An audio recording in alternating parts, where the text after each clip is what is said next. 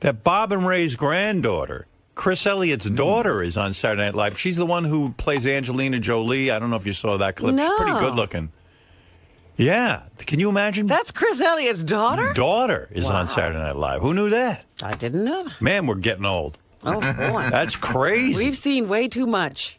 It's Bob and Ray. Bob and Ray gave birth to Chris Elliott, and Chris now Elliott Chris gave Elliott birth to... It's like the generations. They go on in show business. Hey, Howard. Yeah. The chick that does Kathy Lee is Kristen Wiig, but you should talk to JD about Bob and Ray's granddaughter. He's in love with her. Oh, yeah. He brings her up all the time.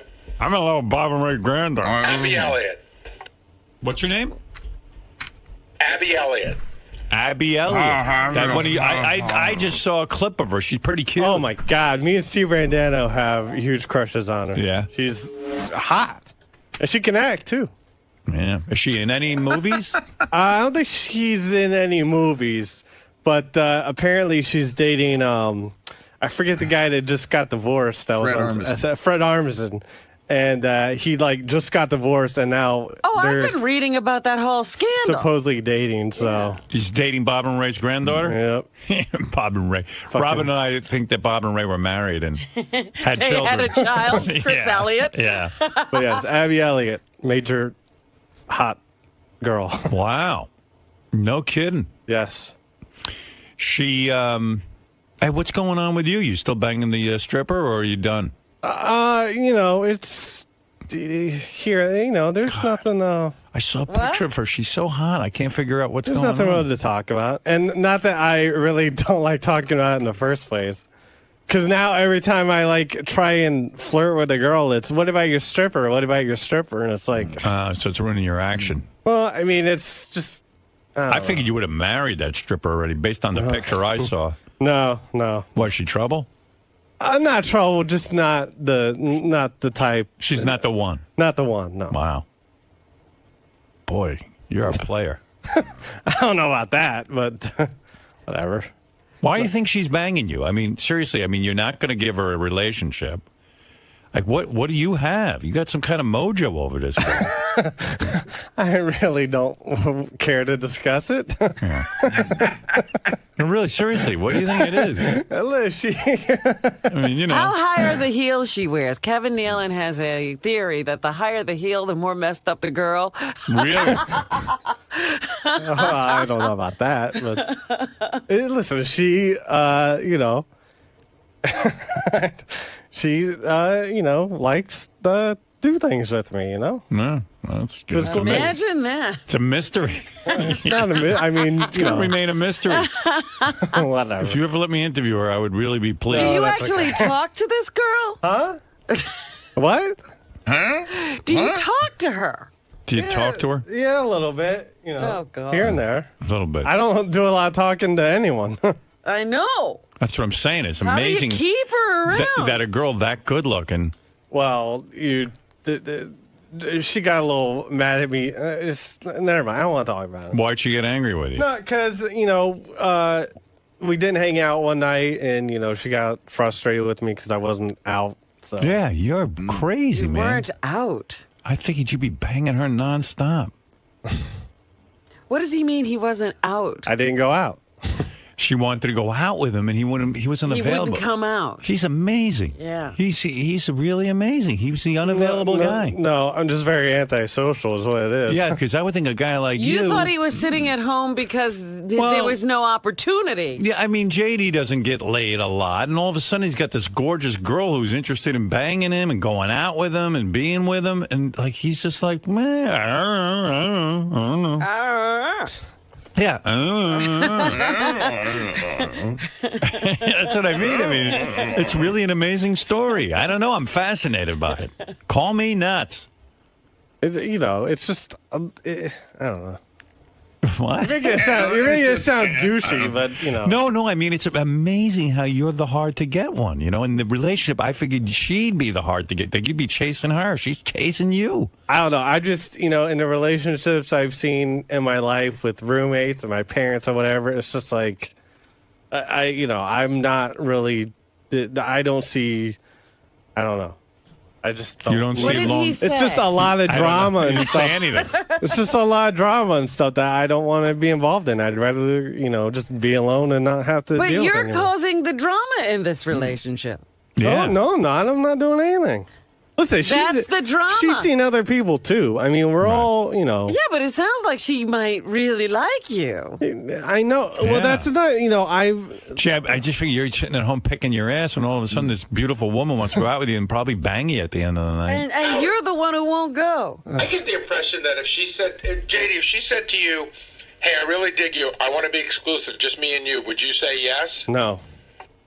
Right. I knew that. Listen to him. You're a stud. I mean, listen, I'm You're not. a 5-star general in the Bubba He's Army. either a stud or stupid. I'm giving you my shirt. I'm not. I'm not looking He's a for anything 7-star. exclusive. I'm a stupid stud. Never mind, I really don't want to talk about it. What's not to talk about, dude? We're not even talking to you right now. What are you saying? Okay. Yeah, you're talking over us. Sorry. I'll just leave. Goodbye. No. No, we're fascinated by you. No. I heard you appropriately waited till all the interns were done interning and you were inquiring about one of the interns. I got that report. Well, there was one that said she was interested in me, but I heard she's not interested. well, of course, she lied. I don't know what you want from me. Which one was it? The beauty pageant chick? No, the another one, no, one that said on the intern show she was, what? I just don't want to. I'm done talking about it. Leave me alone. You haven't answered one question. Good, I know. You haven't said a I'm word. tired of talking about something I never even answered in the first place. Yeah. What happened? You inquired if she was available? I just, I messaged her. I go, were you serious or whatever? And I haven't heard back from her. But why would any girl get involved with you if you're not even going to have a relationship with them? You're just going to bang them. But it's a whole different. Chicks, young chicks like to just hook up. No, right? no, that's not. What? I don't know. It's just a case by case thing, Yeah. Like- the stripper is not one for a relationship for you, but maybe the intern would have been. It has nothing to do with her being a stripper. It's just, Right. Sure. she's just not. Shut up, Robin. No, it's true. I mean, cook. I believe it. Go eat an egg. A healthy one, though. Well, sounds like your love life's pretty intense. Listen, right now I'm just worried about a fantasy football draft on Thursday. So that's You're more worried about the. You know what? You're like the guys at Comic-Con. I am. You know what? He's so funny. He said fantasy football draft so fast it sounded like One word. fancy football draft. Right now, I'm just worried about. It's the big work league. So I got. You're more interested in fantasy football than chicks. Well, sometimes You should go to yes. Comic-Con. I can actually do something. I can Where's actually your mask? do well. We sent Wolfie to Comic-Con, and like, JD, you would fit in there because. Well, I don't know about that. Oh yeah, I do. Depends. I don't read comics. I don't dress in costumes. It's a shame they don't wear uniforms to fantasy football. Right here. Yeah, so he goes. It wasn't Comic-Con. What was it? Monster Mania or something. Monster Mania. Where guys dress up as various Oh, monsters. God. So Wolfie was there. I thought all we had to do was worry about Comic-Con. There's Monster Mania. Let me see if I can find this guy because he reminds me of JD. Now, which mask are you wearing today? Who are you dressed as? I'm Michael Myers, and I play him in a hayride in Bucks County. Oh, He's Michael Myers. He's Michael Myers. But what is this? I play him in Hayride in Bucks County. Believe me. As geeks speak. Because I think Wolfie asked him, do you think you might get laid here? And the guy's like, well, that's not why I come. That's not why I come here. That's very JD, yes. Yeah. JD like Well, listen, I don't expect to get laid at a fantasy football draft either. a fancy football draft. Fantasy. a hayride. Enunciate. Yes. Could you give me your loudest, blood-curdling scream? Wait a second. Oh, this guy's a gem. Where's the guy who doesn't think he's going to get laid? Wait. What do you think of Monster Mania this year? I think it's pretty cool. I like John Carpenter, so that's why I came out. Did you get a chance to meet him? Yes, I did. Did he sign anything for you? Yes, I got a They Live Spanish poster signed by him. What's something like that cost? It was $30 for his autograph. You think that that's a good bargain? I think it's all right. I paid it, so it's... What are your chances of getting laid here at a Monster Mania convention?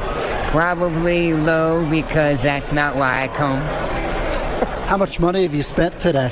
Today I've spent probably about $200. Who do you think has the bigger penis, Freddie or Jason? I'm going to say Jason because Freddie's is probably burned up and shriveled, so it... Everybody sounds... He really thought about this. Yeah, everybody sounds in really bad shape. You know? He spent time thinking. I hear you're banging a stripper. Yeah, and I don't really care about her. I'm more interested in fantasy football. All right. No, Goodbye. I'm more interested in fantasy football. You Get back here. Hey, how dare you leave in the middle of an interview? You're our only guest. I don't want to be the guest. I gotta go do preseason checkout. Yeah, I got to do some mock drafts. Probably doesn't work anymore. Can you give me your loudest horror movie scream? That's it.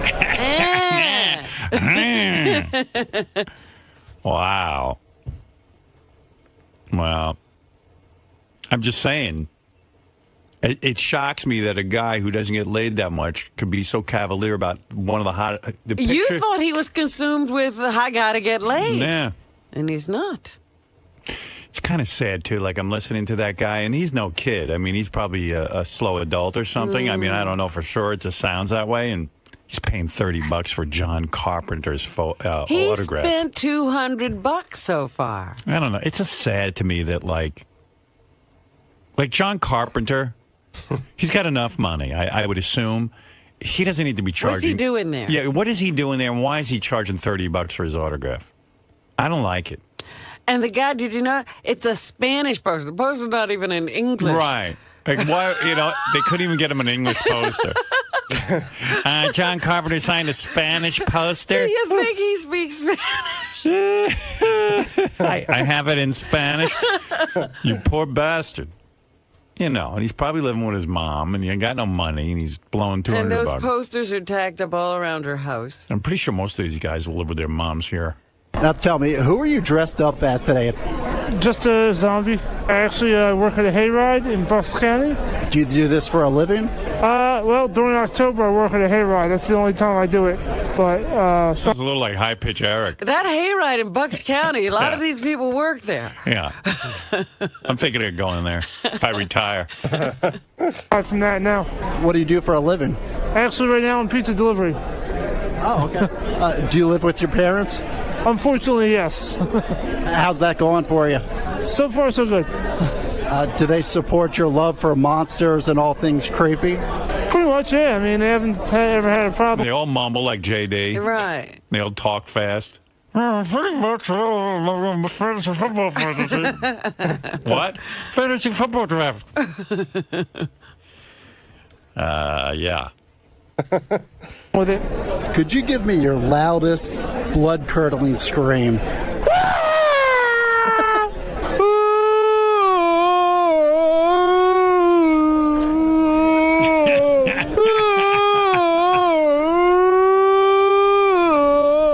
Wow. JD, can you give us your loudest, blood-curdling scream? No.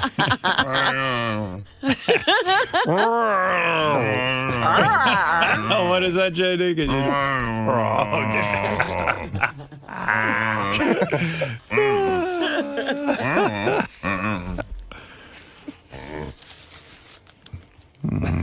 Can I go What is now? it, Fred? A very loud I don't know? Can you make the sound of the stripper while she's having sex with you? That's great. Thank you. Oh. Oh, he ran out of Ran out of scream. scream. Too bad. Would have been good. But that's that's Wolfie over at Monster Mania. Wow. Sounds like a gold mine. Yeah, it sounds pretty good, doesn't it? Sounds like if JD ever leaves the show, we can just hire another guy from there. I'll just go somewhere and charge people for my... Well, you know, if we ever have another one of $2. those if we ever have another one of those, find the newest Whack Packer Monster Mania. contest, that's the place to recruit. Yeah, anyway, hey, good for you, man. I you know what? I'm going to be honest with you. I admire, and I'm being dead serious, I admire your ability to, like, not get caught up in the fact that she's just this hot chick and then fall totally in love with her. Like, you're thinking clearly. Like, okay, she's fun and you're having a good time together, but she's not the one, you know, and I'm not going to sit there and You're go not all going to nuts feed her over it. fantasies. Right. You know what I mean? Yeah. You're I being would- straight with her, I'd be totally caught up in her, you know? saying you can't have the JD. Right. All right, Rob. Wow. How many guys or how many boyfriends does she have? Like, you're one. You're in the rotation. Who else? I don't know, and that you know. You don't want to know. Don't care to discuss it. Right. Just like she doesn't want to hear, you know, me going out with other girls. Is she hearing that? You know. Wow. She gets jealous. Yes. Wow. Boy, you are a player. I'm not a player. You are, man. I'm not much of one. Who You're knew? playing this one right. Yeah. Whatever. It's you, ladies, man. Ladies, Must be those shorts and that T-shirt. All right. this is a ladies' All right. man. Now we're gonna just go over everything about me. Must be that cute little paunch you got going. All right. Fuck off. What's going on with your weight, man? What are we doing? I gained weight. What do you want You're not from gonna me? worry. You're not gonna worry about that. I'm worried. I'm trying to Lose 20, bro. I just need to do more Maybe knock off the fast More food. what? working out. I need to do more. I need to go. I don't know. Stop eating. Take a walk. I think they should do a thing on Howard TV where they go, this is a ladies' man. No. Just do a whole scan of JD, No. pointing out Hey, he is. the traits of a ladies' man. Make fun all you want. This I'm fucking just guy. saying, we should be laying it out there. We got one. He knows how to play this thing. Wouldn't it be cool? Like, we found out this chick she's dating JD, of course, Bill Gates, and Snoop Dogg. No, Like, those are the other two guys. It turns out they're very high profile guys, and we could follow them around. And She's dating, like a quarterback. Mark Right. Sanchez. right now, she's dating me, Mark Sanchez, and some hot star in Hollywood, and JD. and Tommy Lee, And A-Rod. and A-Rod. I don't know. I don't know how it's all going to fall out, but she keeps bugging She this keeps shit calling on me. me. Keeps calling me to get together. I don't know, man. Listen, I said go out with fucking A-Rod. A-Rod's fucking ain't gonna say, what are you bothering me? I don't get it. A-Rod works. I don't know. He's probably doing nothing tonight. Call him. I can't see. I got fantasy football. What? Fantasy football. What is it? What do you call it? Fantasy football. Football league or something? Well, fantasy football. It's But it's the draft. No, fantasy. I got fantasy football draft. And what did you say? There's like pre-draft. Oh, there's things you can do do? I got pre-fantasy football draft. you do mock draft. Mock draft. I got got to do a free- mock draft. I got a free mock draft tonight. I gotta get ready. Like, fuck a stripper or get ready for Mock my draft. mock draft. Let's see. Fake football or real And then it'd be cool. vagina. We'll see like A-Rod in bed with the stripper, and she's just like, please just speak mushmouth to me. It turns me on. You speak too clearly. A-Rod, you're speaking so clearly. Well, honey, why do you want me to speak mushmouth? I can't tell you why. Just please. Stop finishing your sentences. All right, I'll admit it. I'm in love with a guy who speaks mushmouth. JD, I miss you. Not now. I'm in fantasy football. Fantasy football marketing. I gotta go. Oh, A-Rod. Working the hell out of me. A-Rod, honestly, I never could be in a serious relationship with you. Stop enunciating. You speak so clearly. And you're so ripped. I can't stand that. All right. Okay. All right. I'm leaving. Goodbye. Where are you going? Make fun of me away from my face. Nah, I love you, man. You know I do. What's it say on the back of your shirt? Fuck off? Oh, it's the jacket. Oh, dude. You don't send that. Jacket. I think it says "fuck more" or something. Let me see. Turn around. I'll tell you what it says. Yeah, It's a message to himself fuck more. because he's not doing that. Do you really think you should be wearing that? Fuck It's more. the only jacket I have here. Yeah, but dude, He wears it all the time. I don't wear this one all the time. Well, I've yeah, I seen do. it. Yes, like I company read your jacket. ass every day. by the way, it's 95 degrees outside. Why are you I wearing know. a jacket? Well, I'm fucking sweating, and I'm afraid to take off my shirt that's Oh, your all the pits? pit stains. Let me see or your something. pit stains. Let me see. No, I don't. Come on, Leave me we'll alone. take Take off your too bad. sweatshirt. Let me see what you got. I want to be like you because you're a stud. Fuck off. These are the pit stains you should have if you're a ladies' I man. don't think. Let me see. You're not- good. You're no, good. Oh, no, he's Oh, not. Do you use deodorant? Yeah, but Listen to me. I was here all night, so. Try idea. You won't sweat for days. Okay. You got to do that, bro. Dude, I've had this jacket on since yeah, but you're not confident. 1 o'clock last night. You're wearing a jacket because you're not confident. You're Try- letting them see you sweat, man. Try idea, man. I'm telling you, Okay. it clogs up your pores with aluminum. And before you know it, you'll never sweat again. Trust me. I go for a run, my armpits don't sweat. I'm not kidding. All right. I don't know if that's healthy. But. It can't be. But this kid, I mean, he's sweating. Well, what do you know? I'm fucking, in here. What for me? Well, I'm in here too, and I ain't sweating like that. Yeah, well, Wow. All right. can I go now? What else is going on? No, nothing. All right. Thank you, Jay. Oh, yeah. Thank you. You're a gold mine. My audience loves you. Yeah, huh?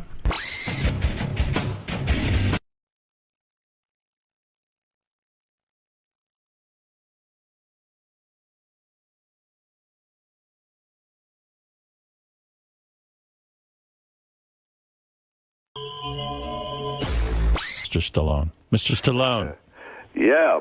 Yo, what's up? Everything. Look what's happened here. Can you believe this? How'd No, you do I this? can't. How'd you pull this off? Yeah, how'd you pull this off? You know what? It's just, Howard, it's all about concept today. I guess the day of just the one-man army is over, and I thought, let me just get together some really, I guess, the last of the tough guys out here, at least the people I know, and just see what happens. Let me ask you about this. So you're sitting at home, and much like when you did Rocky, I said to Robin, you got to admire Sylvester Stallone. The guy wrote, if the guy had just written Rocky, never even starred in it, just wrote it, you would have said, hey, the guy was an Academy Award winner for writing a Incredible, screenplay. yeah. But you forget the Rocky, then you had Rambo. Right. And here you are, a guy in his 60s. Right. Can you believe Sylvester Stallone's in his 60s? Don't even say that. By the way, Stop it. how is that, by the way? You're still getting it up, right? Oh, totally. Yeah. I mean, you It's don't... all about your partner, let's face it. Right. Do you use Viagra or anything like that? Oh, I have it in a Pez dispenser. Do you use Viagra? No, we actually use witch doctors. Yeah, but seriously, you don't need it. In other words, you have a full erection. Would I admit something like that? Seriously. No, but let's say you would. Well, Yeah, that sounds No. like it's not a no. I mean, you would help a It lot is. of I'll guys. tell you what. Seriously, I swear, I have the greatest, hottest wife on the planet, and she just rings my bell. That's all it is. How many times a week? Oh God. Well, you put it this way, she's actually Including everything, blowjobs, everything. Oh my God. Everything. Does she swallow? From No. Academy Awards to this You went from the Academy Award. No, gravity. Mr. Stallone, and in all seriousness, The help- best award. You're now able to speak on a subject that is probably important to a lot of guys who are of similar age. You've been a role model. You've been a role model.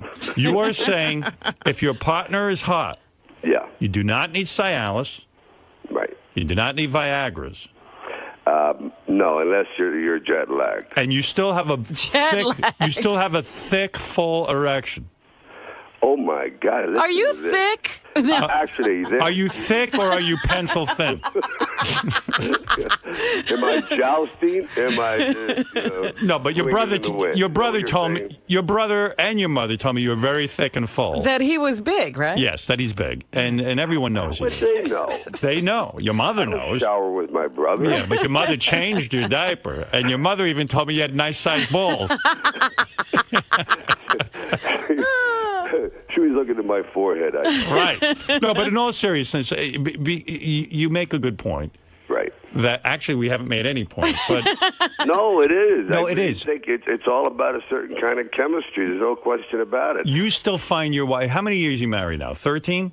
13, but I've been with her for, believe it or not, 22. And you find her hot still? Unbelievable. And exciting? No, and, unbelievable. Yeah, I was saying this. I could light a cigar off her shoulder. I mean, she's hot.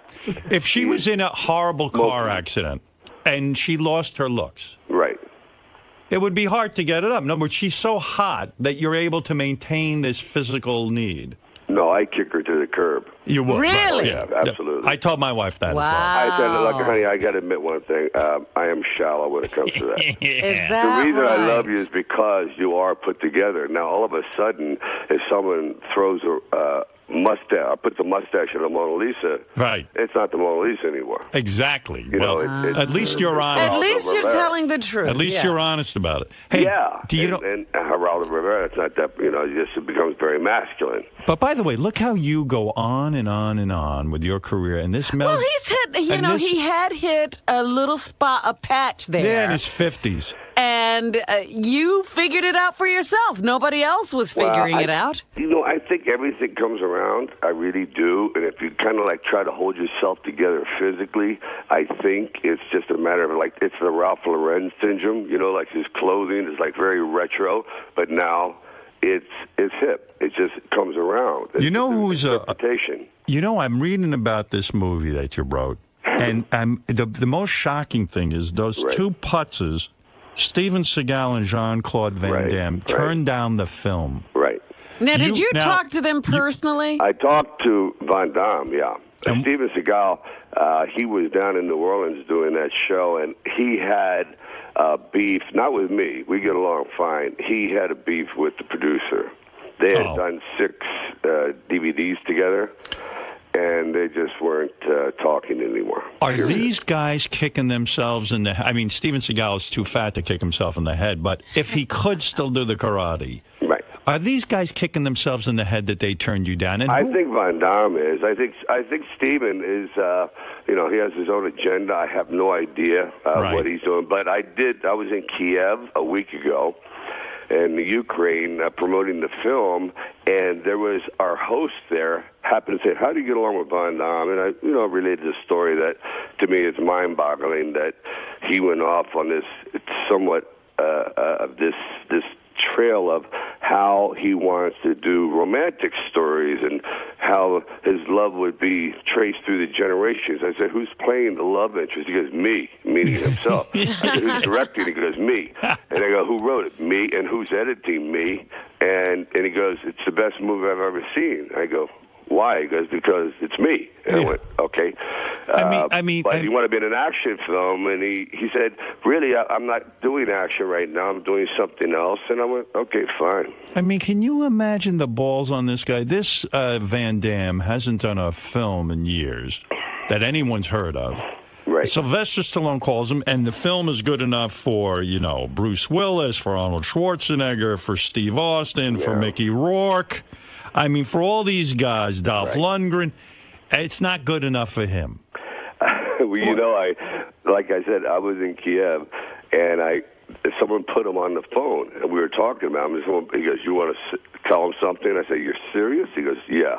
He was supposed to, believe it or not, Howard, this is a first, he was in Belgium, and he was supposed to come to Kiev in the Ukraine for the premiere that night, and he had a hotel reservation being the distributor's guest. He never showed up, but they put him on the phone.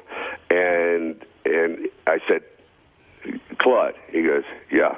I go, "Are you sorry now that you were in the film?" He goes, "Yeah, I am." I said, "Okay, put it this way. Next time in the sequel, I'll let you fight Jet Li to the death. If you can beat him, I'm not sure you can. Give me a call. Bye." Right, very good. Now, you call him Claude? Claude. Not Jean-Claude? No. How do you know to call him Claude? And by the way, that's spelled C-L-A-U-D. Yeah, but how do you know to call him Claude? I mean, seriously. How? Yeah, I would think his name is Jean. Actually, I met Jean-Claude, believe it or not. He was 21 years old. I was coming out of my house. I was doing, I think, Rocky III or something like that. And all of a sudden, there was some disturbance outside in the bushes. And I went out, and it was him. And he had just come from Belgium. He was like 21 years old. He was very ambitious, and he wanted to be in films. He could barely speak English. And he was miming what he wanted to do. And he's doing these incredible kicks, like out of the driveway. Right. And my wife was going, "Who's the guy doing splits?" I said, "I don't know." But he wants to. I got an idea, and he showed me a picture of him jumping like over a Volkswagen doing his splits. Anyway, I couldn't. Did you have him arrested? And no, I actually drove him to a bus stop. I swear. Now, let me understand something. When a movie like this, when you go to the studios, right? Did a lot of studios say to you, "There's no way we're making this movie"? Everyone. I couldn't believe that, especially MGM, because I wanted to go there. There was one fellow there. His name was Eric Lomas. He's head of distribution. He wanted the film very badly, but they went over to another woman named Mary Parent, who had come over from Universal to run the studio, and they said, "We don't see it. We don't feel it." And I go, "Well, Rocky was the last film I did there, Rocky Balboa. It made money, and the thing here was going to be as a conservative budget. I think you can't, I think you could, at the worst case, you could break even." They said, "No way." So we went with Avi Lerner, who was, last of the really big independent producer who took a real gamble. I mean, really a big gamble. This is a guy that, primarily makes very, very low-budget films. So it had to be depressing for you that here you are, a guy who's, won the Academy Award. You've written, I don't know, if you add up all the money between Rocky, Rambo, and all the other stuff you've done. Right. You've made Hollywood a ton. You've made Hollywood several $billion. I mean, this had to be very depressing to you that you could not get the Expendables made, right? It does, yeah, it does. How long does it take you to write a script like The Expendables? Well, Howard, it was probably the most rewrites of all, because that one went through, and that's no kidding, probably about 135 rewrites, only because, not that it's Shakespearean, not that it's classic, every time I kept coming up with these ideas, I said, how do I simplify it, and how do I keep getting more interesting characters in it? So every time you bring in a character, it's kind of like a song. You bring in a new stanza, you now have to elaborate on the chorus. You have to stretch it out and reconfigure everything. So it was a long, ongoing process, because at one time I wanted actors that you would never associate with films like this, like Ben Kingsley and Did you start to feel as if Hollywood had turned its back on you? Were you kind of like when you shop? How many years does it take you to write this script? Hollywood does turn its back on you, but it's just a matter of evolution. I don't take it personally. Well, I do take it a little bit personally, but I understand the nature of the beast. Actors are very much like horses, and the studios and the other ancillary, like agents and managers, whatever, they have a job to do. What their job is, you ride the talent until their legs go like a horse, and they just put the saddle on the next one. Well, you're right, and in fact, you've learned, you're teaching an important lesson that an actor, if they want to work, they better come up with their own projects. I mean, the fact that you write these things is the key, because... No question. That's the key. Where the hell would you be if you don't write these things? Oh, no, an actor is the most dispensable component, I think, of a film today. No question about it. In the 80s and 90s, it was just the opposite, Howard. You could sit there and greenlight Cobra with a script that was half-baked, or, Arnold would do Commando with a snap of his fingers. Not today. No and way. You know what's crazy, too? You're now, because you just wrote The Expendables, and it's the #1 movie, you beat that for Cocteau, Eat, Pray, Love. I didn't think we were, by the way. You were probably nervous, right? Oh, yeah. But, it's a huge... Robin, what's this all, like 8 million copies? 8, 7? Big book. And it's a woman's book. So you're telling me the weekend last weekend when this movie of yours is coming out, you're sitting there biting your nails, right? Well, yeah, because for the majority of Friday until like 10 o'clock at night, they were 40 to 50% ahead. Wow. Oh, yeah. We were, and you could have the studio heads were calling me going, usually women just go to matinees. They don't go out late at night. Don't worry. I think it's okay. We'll catch them in the long run. But I could tell they were Nervous. They were very nervous. What happens with that? In other words, your movie's coming out, and they immediately on Friday night, they get the numbers back. And who calls you to tell you you're being beaten by Eat, Pray, Love at first? I mean, well, who's the scumbag that wants to bum you out on a Friday night? No. It's kind of like you would have maybe the step 2 or 3, let's say the personnel and the hierarchy, like the second or third in command would call you. And then eventually, when it's starting to get really desperate, the president will call you and go, hang in there. I said, I've been here before. It's in, there's nothing you can do about it. I believe if you've done everything possible in the way of promoting the film, it's just up to the fans. And the honest thing is, it's something that I don't care how good the commercials are, because I've seen brilliant. I mean, Eat, Pray, Love, they had 3 times the budget we had. Right. It's just something that connects with the audience. I don't know. I've had it a couple times in my life, and I've had the majority of, you have misses. You think that a perfect formula is going to work, like everything is blogging your way like snakes on a plane. You think everyone's going to go to it, and they don't go. So Friday night, Pilgrim had a better with tracking than we did. So Friday night, yeah, they were beating you. Oh, big time. And you're bumming out because why is it so important to have the number 1 movie? It just because it adds to the momentum, right? Yeah, it's big time. Big time. It's big time, because it would also, there was a rallying point here. There was a there was a line of demarcation drawn, like, here's a very liberal, woman's, thoughtful, deep film. On the other side was Scott Pilgrim, which represented a lot of technology, and both these are based on books. And then you had this kind of like throwback Neanderthal action film of these knuckle draggers and just tough guys, and as simplistic as you can get. And it was like, oh no, we're not going to let the past catch up to the future. We're not going to have this. We got rid of these guys once. We put a spike in their heart in the 90s. That's the end of them. Right, and then Saturday, you get the call, and they say Eat, Pray, Love is still winning, or the tide was turning? Well, I didn't want to answer the phone on Saturday morning. I said, I don't want to deal with this. You were depressed? Oh, yeah, big time. Because show you, it's the whole Rocky thing Rocky Balboa took 7 years to do, and it was a lot of ass kissing, no question about it. I mean, because I kept thinking, I don't know if you're like me this way, I keep thinking about the big picture and what you have to do to get there. Then we finally got there. I said, then Rambo, and that was tough. And then finally get to this point and go, okay, finally, one time I just wanted to go out with a little dignity and something retro and special. And I go, bang, we really are not going to make it. Damn, we came this far. It was a lot of struggle in the film. I mean, Saturday night, somebody gets a hold of you and says, we are still not beating Eat, Pray, Love. No, it was actually noon. So the phone hasn't rung by noon. I went, oh, man, no one wants to call. You're ready to leave town. Right. Then around 2 in the afternoon, and I'm sitting there, do I call, do I ask?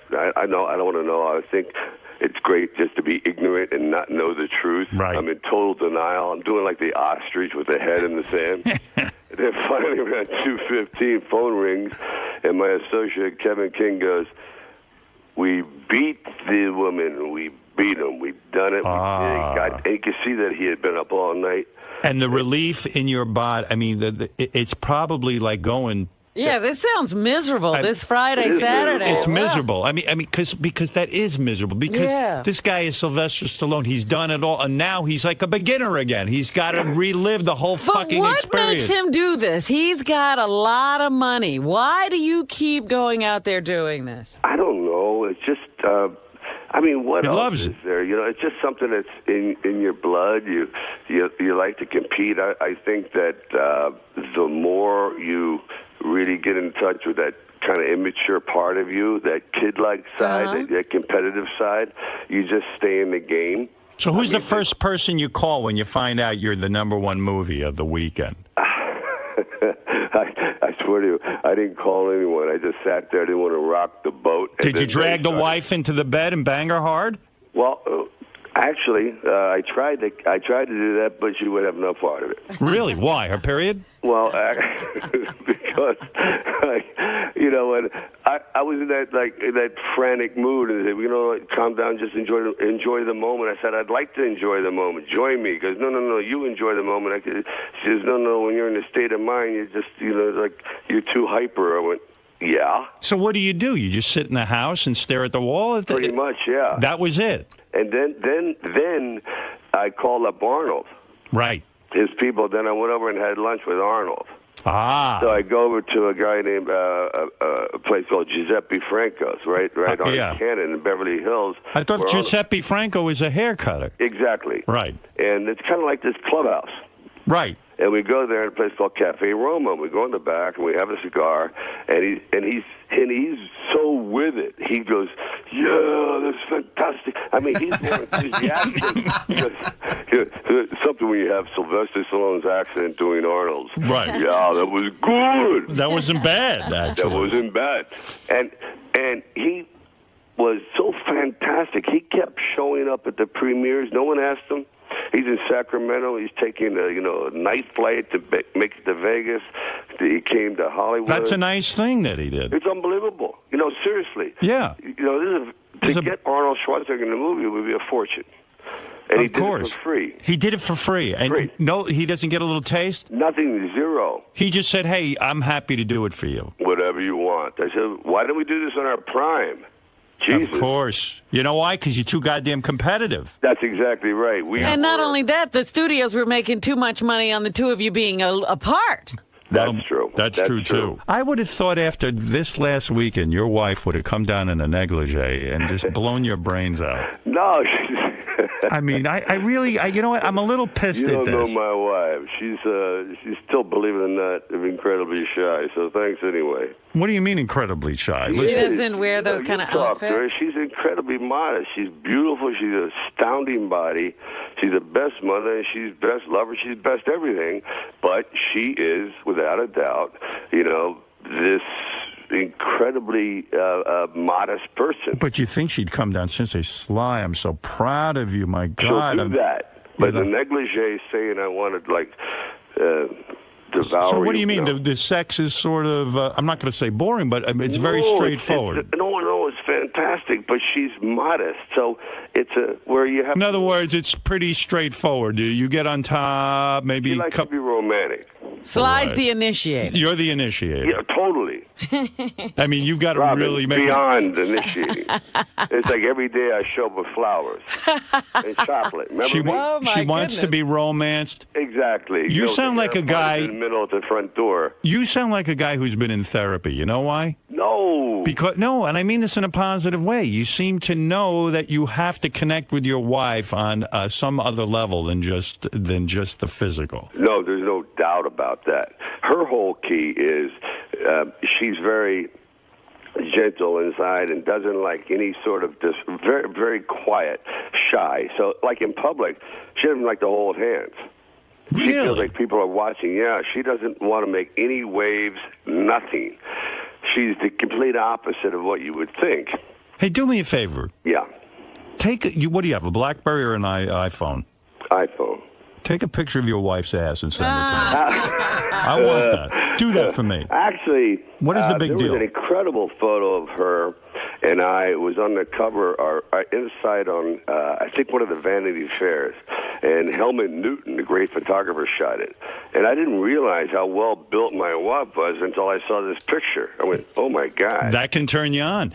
Oh All right, God. so be it's on my desk, actually. Be philosophical for a second here. When you had even been quoted as saying, when you were in your 50s, you said, aging, it was a tough period in your life. You got depressed. Yeah. You were like, hey, I don't know what's going to be with my film career. I don't know. I'm getting older, and so much of your everyone knows you from your fantastic muscles and all this stuff. And then when you get to your 60s, does it get better or is it just horrible? I'm 56 now. I think you're on the cusp. I mean, you have two ways to go because you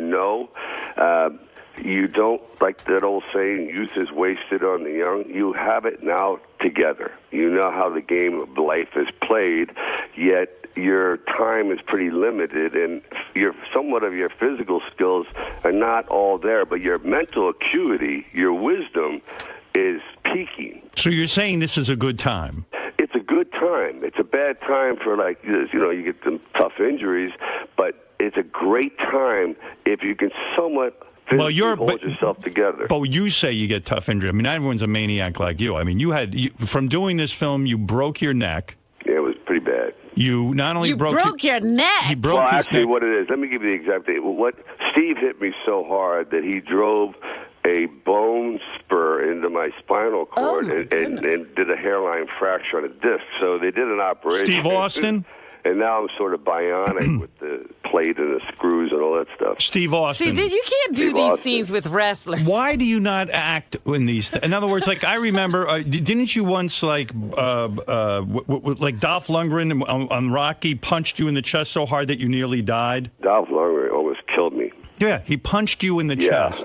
Dolph Lundgren, people, first of all, being like a brilliant chemist, believe it or not, mathematician. Right, he's a bright guy. Also a Viking. Right. Like a throwback Viking. Make no mistake about it. I saw him, we were getting ready to do Rocky IV, and he's playing Ivan Drago the Russian, and he got into a beef with Carl Weathers, and they're both in the ring. I'm walking towards the ring, and I see them shoving each other. Then Dolph, literally, with his gloves on, picked him up and heaved them into the corner and said, "Come on." You mean it was a real fight? Oh, big time. Why would they fight? There are two actors. Because there's something about the way Carl Weathers, Dolph is very shy, and Carl is very like Apollo Creed. Right. And their personalities, like Apollo Creed or Carl Weathers and Mr. T, hated each other. I didn't know that. Only because they're just drastically different personalities. And you saw Dolph in a real fight, and he really was physical. So when he punched you, see, I don't know. This is acting. Why is he punching you? In other words, it should be a fake punch. Well, what I saw the Hagler fight, the Tommy Hearns and Marvin Hagler fight, they hated each other so much that they threw out all the rules, they threw out all the training and the skill, and just literally got, as they say, medieval, and went crazy and tried to kill each other. Right. I said, Dolph, I hate you so much in this movie, you hate me so much. Let's just throw out the rules. We know what we've choreographed. But I said, really? Take me out. I mean, try. I have an idea kind of what you're going to do, but just I want you to throw with such force that when the people are watching this, they're saying this can't be choreography because the punches are coming too fast and from odd angles. You wanted realism. Well, it was his direction then. He almost got himself killed. And then he punched you in the chest, and he stopped your heart or something, right? Well, what happened is, you remember Sam Kinison when he got killed? Right. He had the car accident, and how he died was he got hit in the chest with a steering wheel. Yeah, he crushed his... Remember? Yes, he died of a broken heart. For like 20 minutes, and then he dropped. Right. Well, what happened, that's called the pericardial sac around your heart. It's a sac that contains fluid, water. And if you get hit hard enough, just imagine the swelling like a bump on your head. This swells around your heart and stops it. And that's what happened to you. That's what happened to me. Luckily, they caught it. On Expendables, I know. on Expendables, you broke your neck, and you also got shingles because you were working out so hard. Yeah. That your immune system got shot.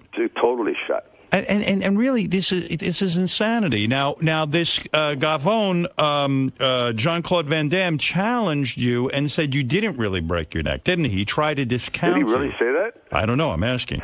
Oh, no, I don't know if he said that, but, when on David Letterman, they somehow got a picture of the x-rays. Yes. So, I mean, this is not a publicity. I mean, I like to sell a movie, but I'm not going to say, yes, I broke my neck. Please come see my film. Right. That's really now, that's a in the bad movie, advertising ploy. In the movie, you are waterboarded. Is that correct? No, the leading lady's waterboarded. I tested it. Why would you do that? Because I wouldn't put someone through what I wouldn't try. And the girl in it, a Brazilian girl, Gisela, wanted to do waterboarding and her own stunts. I said, this is serious. She goes, I just want to do it for real. I said, let me see what it's like for real.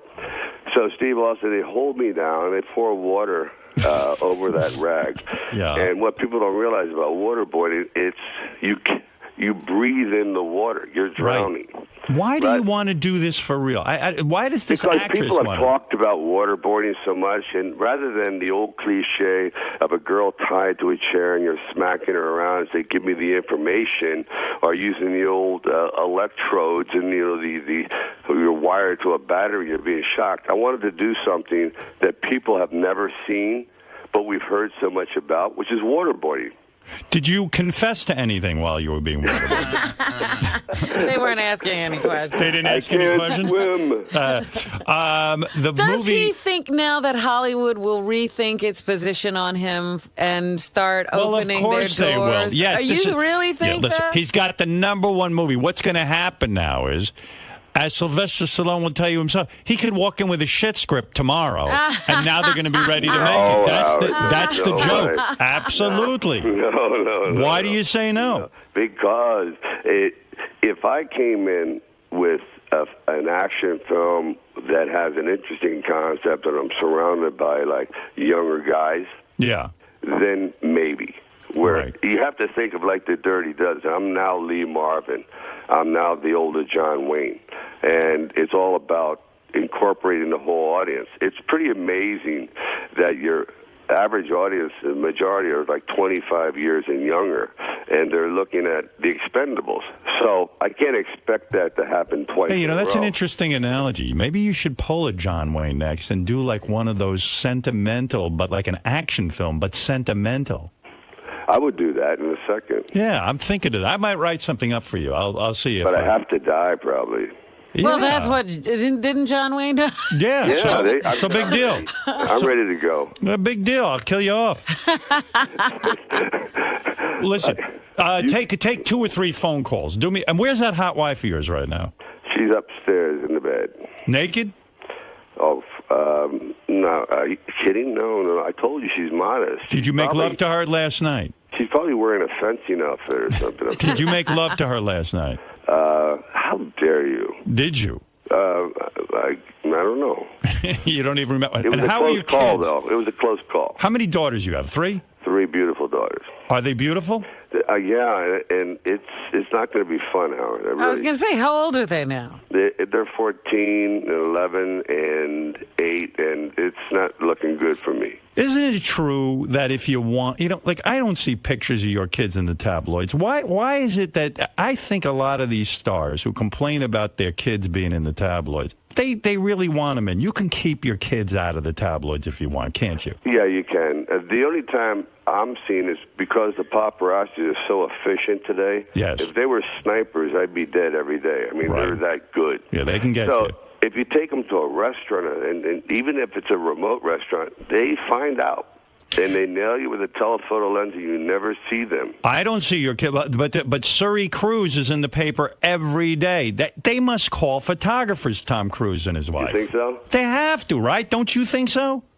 Well, I don't want to comment, but when you're, That means a yes. Judging by the fact that she's always in designer clothes. No, I didn't say Tom did by any means. I'm saying, they're everywhere. And sometimes he may like taking his kid out. I mean, you're kind of like, damned if you do and damned if you don't. You want the kid to actually walk on the streets and see life.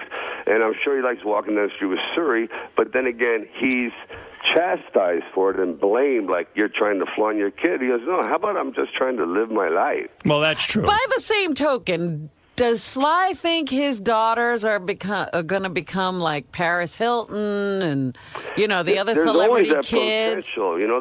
That's the problem with being in this city. You're exposed to this altered reality. It's not normal. It's not real. Have you told your daughters they better not embarrass you? Actually, I do all the time. Yeah. Do any of them want to be actors? Yeah. Oh, they do. Well, how do you avoid that? Yeah, I know. Well, what are they in the school play and all that? Yes, exactly right. Well, don't allow it. They're red carpet ready, unfortunately. Yeah, they have boyfriends? Not yet. Well, 14. No, it's unacceptable. Oh, you're one of those. Really, huh? one. I've got them where they're not going to get married between, say, from 35 to 42. That'd be a funny movie. You fighting their boyfriend. I'm telling you. That'd be is good. The movie. Yeah, well, you got to expect I've that. got all my props from Rambo. I'm looking at them now. I've got Bowie knives. I'm looking at Judge Dredd guns, swords. You poor bastard. In my office right now. You are. And I'm going to use them all. You are in such a bad position. You know how many guys are going on and bang Sylvester Stallone's kids? You know what I mean? When they get of age. What? You got a problem on your hands. What a lethal proposition that will be for them. Yeah, I don't know, man. Here's my philosophy.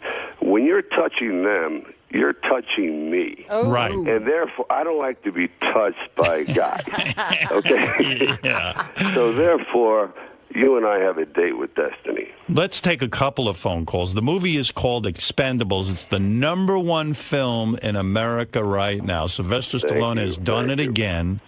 I mean, what a career. Do you think you'll get, like, Lifetime Achievement Awards and stuff at the Academy Awards? I mean, how many? No, come on, they've got to. Now, Robert, I'm telling you. Why don't you get the respect? Still, believe it or not, I'm kind of an outsider. Yeah, I think that people see me, like, politically as, right-wing and... Are you right-wing? How do you feel about that mosque at Ground Zero? You think they should be allowed to build it? Absolutely not. Absolutely not, right? Me too. Absolutely not. How do you feel about Mel Gibson? Ay, that poor bastard. I feel bad for him. You feel I bad? like Mel. Mel always came through for me. He's always had a smile on his face. And Career over, Sly. Listen, what happened? But his career's over, right? It looks pretty bad. It's bad. It's horrible. You can't resurrect from this. And everyone, it's just like all these vultures are coming down. Until you walk a mile in his shoes, until you know what's going on behind closed doors, we've all been there. The broad taped him. The broad taped him. Oh, you saying you could have been caught like this if somebody was taping you? Absolutely. Sly. Oh, Sly, of course. Sly, you've lost your temper with a woman. No, never. Never? I've married such, I've had such a peaceful marital history. Sly, there's a lot of people on the phone. If you just give me a couple more minutes. Okay. Leslie West is on the phone, the legendary Wow. Leslie West. You know who that is, from Mountain? Of course, the greatest guitar player ever lived. Leslie, what's thank up? you. What's on your mind? I wanted to thank Sly for putting Mississippi Queen in that movie. Oh, are you kidding? I had no choice. It's such a great song, Leslie. It's a brilliant song. And it just kick-started that second half of the movie. Appreciate it. Leslie, Sly, do you have to go to Leslie West and get permission to put Mississippi Queen in your movie, or do you just... In a roundabout way, Leslie, I got to go to publishers, and I'm sure they contact him. Leslie, you still own the publishing of Mississippi Queen, don't you? Part of it. It's Universal, actually. Right. And one of the guitars that are in the movie, this Luna guitar that's in the movie, is also made by Dean, which makes the Leslie West signature. So that's double thanks to... So, Leslie, you get paid as a result of them putting that in the movie, and do you get a continual check, in other words, from being in the movie? Well, not from the guitar, but from the song. From the song. Yeah, well, thank God I wrote it, and I didn't sell it like a lot of my friends sold it. It's amazing how it's complex, Leslie. Sometimes you can get a great song, and then other ones, by the time you go through all the people that are out of the artist's influence, in other words, the publishers, they can make it so difficult that the artist would love to have his song in, but you can't do it. Well, I know when I did my film, I wanted a Jimi Hendrix song for a scene, and the estate said, well, I actually got it in, but the estate had, there's no drug use allowed, because I wanted it for a scene where I was smoking pot as a kid. Right. But that was it. I mean, they put the kill on that. So I know it can be difficult. Oh, yeah. Yeah, all right. Leslie, good to hear from you. Great. And thanks, Leslie. All right, let's go over to JR real quick for Sylvester Stallone. Go ahead, JR. Good morning, Howard. Thank you. My two greatest inspirations, Sly and... well, you're in big trouble. I was going to say, what is he doing as a result? Your two inspirations are Sly and Howard Stern? What do you do? Yes. Got all the bases covered. Yeah. Yeah, you inspired me to become a filmmaker. I grew up in Philadelphia. Okay. And have you made any films, though, JR? Yeah, I got a couple of them on my YouTube channel, Who Shot JR. Oh. And anyway, when I was a kid, I was... So Sylvester Stallone ruined your life by... I was going to say, so what does he actually do for a living? Right.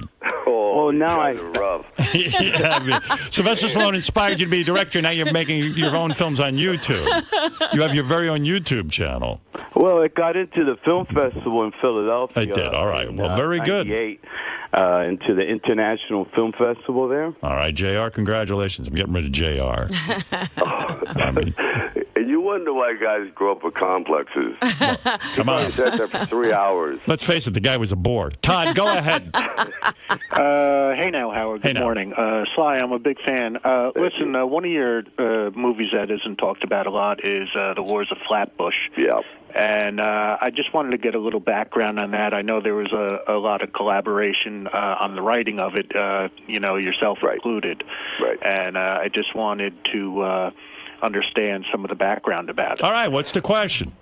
Well, you want to know what the background was? That it was basically put together. I think that Stephen Verona and Marty Davis, they put it together. Steve Verona actually had his dentist kick in some money, and they had about a $300,000 budget. But everybody had to basically wear their own clothes and this and that. And originally Richard Gere was in it, and De Niro was in it, or could be in. Was almost going to be in it. Then he ended up doing Bang the Drum Slowly. Then Henry Winkler came in, and so it was all around. Then I got into a little bit of a dispute with Richard Gere, and that didn't work. And it was an amazing kind of journey because no one had any money. And then finally, we ran out of dialogue in a scene, and I said, let me start ad-libbing. Let me try this. Let me try that. And in a couple of those scenes, I ended up writing all my dialogue, and that was when I really started my writing career. What an amazing career. Lords of Flatbush. Yeah, that is amazing. Ralph, go ahead real quick. Hey now. Hey now. Hey, first of all, congrats on the movie. I really enjoyed it. It was just like a ton of fun. It's exactly what you expected. That's all it's supposed to be. Thank you very much. Yeah, really good. But I've read an article where you blame Tim Burton's Batman for the decline of I'm glad you brought that up, because it's not meant to denigrate that, because I think what he did was amazing, and he really rekindled a franchise. What it is when the supposed bodysuits that superheroes are manufactured and they step into them, they really don't have to go to a gym. So it's kind of like anybody could do it now. You could take a really good actor, a guy who's very non-physical, like Tobey Maguire, and all of a sudden they're chiseled. You make a good point. In Batman, I mean, who thought Michael Keaton could play Batman? That was the big question. Could Michael Keaton actually be Batman? And Michael Keaton suddenly put on that costume, and they gave him the muscles and the whole thing. You make a good point. And the Tobey Maguire analogy is the perfect one, because Tobey never beefed up for the role. It's the suit. And whoever did that was a brilliant idea. It's a brilliant idea, but it also now it opened up the field that anyone could possibly fill those roles, like very good actors. Good point. And the physical guys sort of we don't totally need you anymore. Right. Yeah, I never thought about it like that. You're so right. It was not meant as it was a bad thing. It was just part of evolution. Yeah, it's unbelievable. Let's go one final question. Let's go to Nick. Nick, go ahead. In Lake Tahoe, Thanks, Howard. Hey, Sly, I wanted to ask you, how many women have you been with at once, and how many different women at the same time? Right, relevant. No, I'm not going to answer that. Sly, that's a relevant question. You have to answer that. There's not a chance. You have the #1 movie. Let's celebrate. Are you kidding? What's the big 3 women at once? No, are you kidding me? That's a lie. No, it's a complete lie. You never orgied? Never. Come on. Come on. I'm damned if I do, I'm damned if I don't. Sometimes I look at... I'm telling you, no. I sometimes look at... You know, there's a woman you made love to that I'm jealous. No. Now you're making this up. Wait. Did you not make love to Susan Anton? Never. Is that true? Come on. Susan Anton? Yeah. We knew each other. I always had a thing for her, I'm talking about back. You had her in her prime. She was a really nice woman. Actually. She got away, huh? Not got away. It wasn't meant to be. We went out for about a year, and she was a fantastic woman, great personality. What went wrong? I don't know, but then Dudley came into the picture and went to extremes. Can you imagine going from Sylvester Stallone to Dudley Moore? What's up with that? It's unbelievable. Oh, no. He was very talented. Come on. Was she a monster in bed? Will you stop. What? Tell me She what was she the would golden girl. What can I tell you? Would she do anal? Oh my! I have to know. You Does have to tell me. Sly want anal? Oh my Slide, you into that at all? Of course not. What do I look like? A proctologist? Go up and tell your wife you want anal, and keep the you phone. go tell her. Keep the phone near the bed so I can listen in when you tell her. No, she'll think it's like some breakfast additive. Like, you want some anal this morning? No, I have Ovaltine and coffee. Thank you. Well, Sylvester Stallone, you've done it again. My congratulations. My hat is off to you. I know how difficult it is to get a movie made, and know how impossible it is to have that many #1 movies, and to keep writing these movies that the public responds to. You're something else, man. Oh, thank you, man. And you did So a great you. job. Robin, you guys are like my eternal buddies. Well, hey, and I hope we see you soon. And give that wife of yours. Let me see what I want you to give her. Not just the kiss. Give her give her a hard one for me. You know what I'm saying? You don't stop with her. You started on her like when she was like 22 and said, "Boy, would you?" Like, you said something about putting concrete in her butt and taking that with a straw. Yeah, she's a magnificent woman. I know, but Jesus Christ. I want to meet her. You're too creative. I want to be with her one-on-one and really talk to her. Listen, I'll pass it on. Tell her I said that. Tell her I sent my love. I will. And you tell her she's got some tuchus. I'll tell her that, and I want to tell all your listeners, like, you know what? It's not over till it's over. Trust me. Exactly. Good talking to you. That's the message today. See Sylvester Stallone in The Expendables in theater now, the #1 movie in the country, beating What's Frank up to, by the way? Oh, yeah. How is Australia Frank? singing. He's singing. Believe it or not, he has sold out concerts in Australia. Really? I miss that son of a bitch. He's all we right? don't see him anymore. Well, now, if he comes back, he'll really have something to talk about. He has sold out concerts in Australia. Go. Did he ever get married? No, never. What is with him? You're going to have to ask him that. He's too good for any woman, right? You're not going to trap me in this one. Your brother thinks he's, like his shit doesn't stink. Maybe it doesn't. He's something else, that guy. He really is. He's a tough guy. Yeah. And how's your mom? She's all right? Yep, she's fantastic. Dad, not so good, right? No, he's doing fine. I thought we don't talk to him anymore. No. He lives in like Florida, and I think he's like into his own sphere, hemisphere. Yeah, but you don't have anything. He has we have a young half brother down there, and he's occupying his time. He has horses and. How old is your half brother? I think 14, 15. The old man's something else. Man, I love the spacing. But you don't you don't talk to your dad, right? Not a lot. No. When's the last time you spoke to him? Oh, here we go. How many years? I'm not telling you. How many years? There's not a chance. You're not getting me. Sylvester Stallone's got the greatest. We're not getting Freudian here. Okay? Sylvester Stallone's got the greatest family. Oh my God, I love him. All I know is he locked up that mother. You won't let me near her. We never saw her again. I never saw her again. What to do. She was the greatest guest, and Sylvester put the kill. That's a total lie. Come on. No one stops my mother. Unstoppable. She is something else. Yep. The last time I spoke to her, she was into psychic dogs. Right. Oh, actually, you know what? I have a DVD on my desk right here in front of me. Of course, unfortunately, it doesn't work on my computer. When you had her on, when that fella was with her, and they were reading rumps. Yeah, that was it. Right. And I look at that like in awe. They were doing ass readings. Exactly right. That was the greatest. Well, I send her look at my that in love, will you? Awe. I love her. Tell her I said hello. I promise. All right. Sylvester Thank you, Stallone. guys. All right. Take care. Bye-bye. Sylvester Stallone. Quickest way to end a conversation with Sylvester is ask him about his family. Yeah, there you go. You don't want to Thank talk. God we used it as the last questions. So his dad had a kid, huh? 14, his brother is. Poor Sylvester. Yeah, I know he doesn't get along with the dad. He doesn't like the way the dad talks to the mom. Oh, they have some legendary fights. We have them all on tape. Oh, that's the best. When Sly's mom and dad go at it on our show.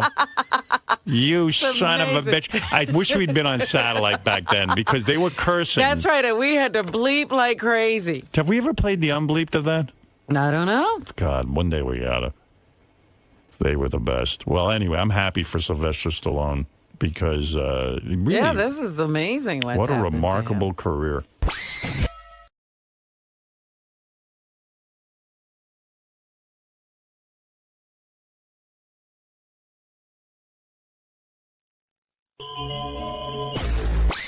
I was starting to feel good about Baba Booey being so smart, you know, with his 121 IQ. But I realized IQ means nothing now because I was listening to the wrap-up show and Gary's explanation. Like, why would you bother me? I know you didn't really address this with me directly.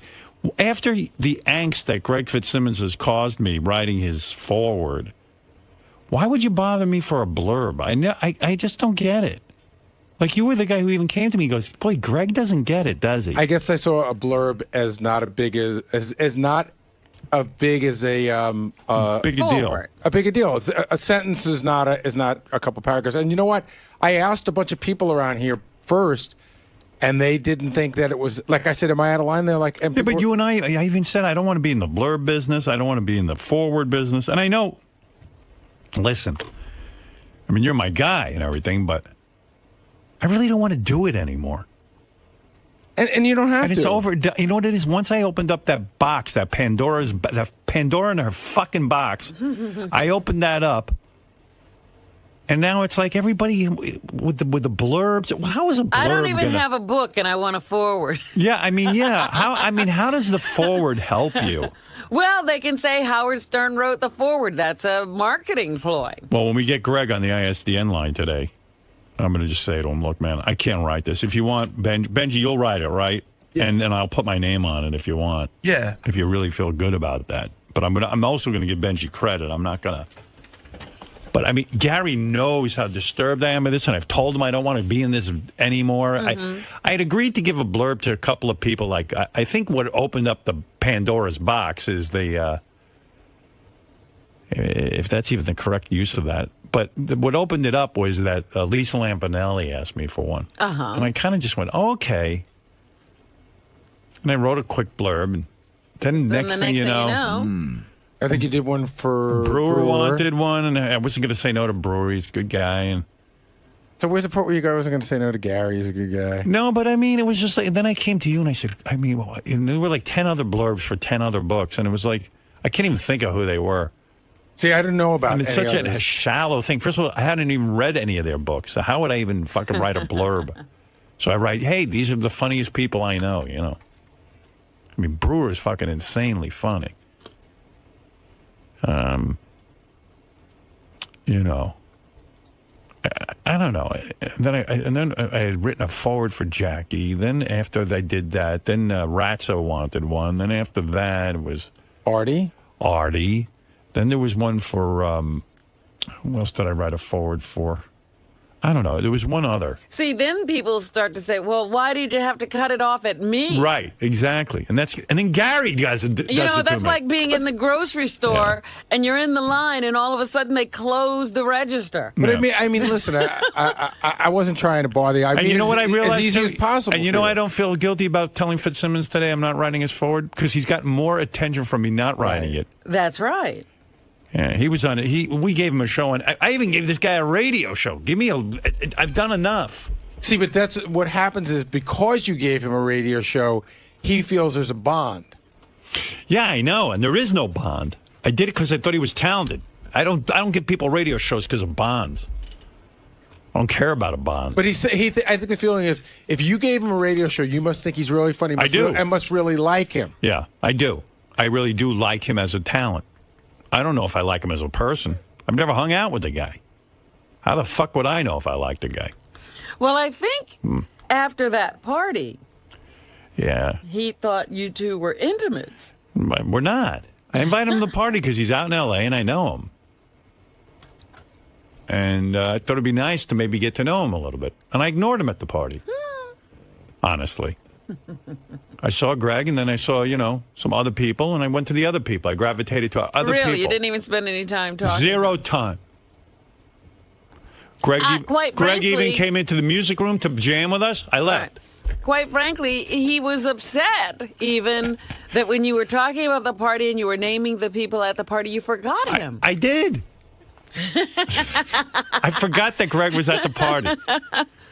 But Gary, I don't get. I mean, of all people, I've confided in you about this. Gary was out at my house, and we spent a lot of time talking about this. Then the next thing I know, I get an email from Gary going, "Can you let a blub? A blub?" Well, why couldn't you just say no? Because I have you don't know me after 30 fucking years. I have a horrible time saying no. I want to be everyone's hero. I'm just burnt out. I don't want to write stuff unless I'm writing for me. Or unless I'm writing my new movie, Footless, which is going to be fucking huge, and I'm going to make a lot of money from it. Because everyone's going to want to see Arab guys cutting off women's feet, particularly Lindsay Lohan's, whose career I'm going to revive as her feet get chopped off. Anyway, so, I mean, I know you're being smart now, just not even engaging me in this. Your lips are sealed, like your lips are straining over those huge teeth of yours, those huge beaver teeth. And I mean, and the lips are having a hard time containing those teeth. He's trying to seal his lips. That alone should be worth a fucking blurb. You fucking 25 years of that. My lips are sealed. Barely. I'm trying to seal my lips. No, I mean, it was just so funny that you, of all people, would then ask me for a blurb after all of this going on. I don't know. Well, we had talked about but it. You got your blurb. Benji wrote it for you. We talked about it a couple of weeks ago too, and you were sort of like, you didn't say no. I don't know, whatever. I don't want to write blurbs, and I don't want to write forwards anymore. Sorry. I don't like talking chairs. Yeah, I mean, you caught me at the wrong time. All right. What can I tell you? I mean, my God, you of all people. So you make me feel bad. I'm sorry. Good. I'm sick of feeling bad myself. Yeah, misery loves company. Join him. Yeah. Join me in my misery. I'm such a miserable fuck. But I'm being honest. Did you talk to your therapist about this? And he's he gone. said you. He's gone. That's the month right. of April, the month of August, right? They all go away. They all go away. Yeah. For a month. Yeah. Yeah, that's what they do. They go away for a month. Thank God. But they're there for you every other part of the year. Yeah. Hey, I can't get rid of them. Let me ask you a question. If it were August 11th and something, I don't know, major happened, could you get a hold of him? I guess so. I mean, you know what? I wouldn't even. You know what? I really am fine with it. Here's the thing. You know, I want to go to my therapist one day a week. Oh, how many are you at now? I'm at 3 now. Now I'm down to 3. He won't do any less than 3 for me because I'm so fucked up. And that's bullshit. But what would happen if you just said, you know what, I think I'm done? I mean, you can leave whenever you want. But I don't want to be done. I mean, I don't think I'm ready to be done. I think I'm fucked up enough for 1 day a week, but not 3 days a week. And it's been kind of nice. How can you diagnose yourself? Because I'm that smart. I'm my own best psychiatrist. Physician, do not treat thyself. My psychiatrist has really helped me a lot. I mean, he really has. No, I get that, but it's been. I don't think I'd have any relationships if it wasn't for him. But it's been a long time. Do you think that if you cut it off tomorrow, that you would fall backwards? Yeah. I don't think. No. I mean, I'm telling you. No, I don't. But you stopped, Robin. She diagnosed herself. I'm not Howard. What do you mean? Howard has real problems. Oh my God. Well, guess what? We're taking that psychiatric evaluation. It's on. We're going to see who has the real problem. Robin diagnosed herself and left therapy. I didn't diagnose myself. Did you quit or did you graduate? No, I didn't graduate. You quit. No, she quit. But I had a certain goal, and I had reached it. Well, I reached mine, too. No, you don't have any goals. Right. You're just there. I want to be happier. So I graduated after a year. Does that make me stupid or smart? What, my guy said to me after about a year. You didn't even go to a real psychiatrist. Again. You went to one of those feel-good guys who sit and give you advice. Well, after a year and a half, he goes. You went to like a Dr. Phil. Well, a psychologist. Psychologists don't know shit. They don't. They know as much as psychiatrists. Nah. Psychiatrists are at least MDs. A psychiatrist is not operating on your brain. Yes, he is. No, he's not. What do you mean operating on your brain? What does he know more than a psychologist? He sits there and listens to you talk just like a psychologist does. Psychiatrist. They went to medical school, which means they know what's inside the body, Howard. Means they know they're smarter than psychologists. Psychologists is anybody who's fucking like I could be a psychologist. Look, there are plenty of doctors who can't talk to anybody. I'm just telling you. You hedge your bet with a psychiatrist. Trust me. Right. Hedge your bet with a guy who can just prescribe drugs. That's what he can do. No. That's not what he does. Can't. My guy never just prescribed a drug to me. He could have. Right. He could tomorrow say, I want you to go. Let me ask you something. Who do you think's better, optometrist or ophthalmologist? Who do you think? Who would you trust your eyes to? Depends on what was wrong with my eyes. Depends on what you're doing. Right. Okay. Right. Okay. For an eye test, who do you like better, chiropractor or doctor?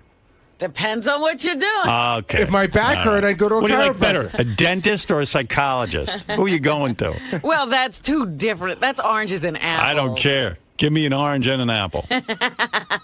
You're just so silly. Anyway. Sorry to all the psychologists out there who are phony baloney motherfuckers. Look, you revered the Maharishi. What did he do?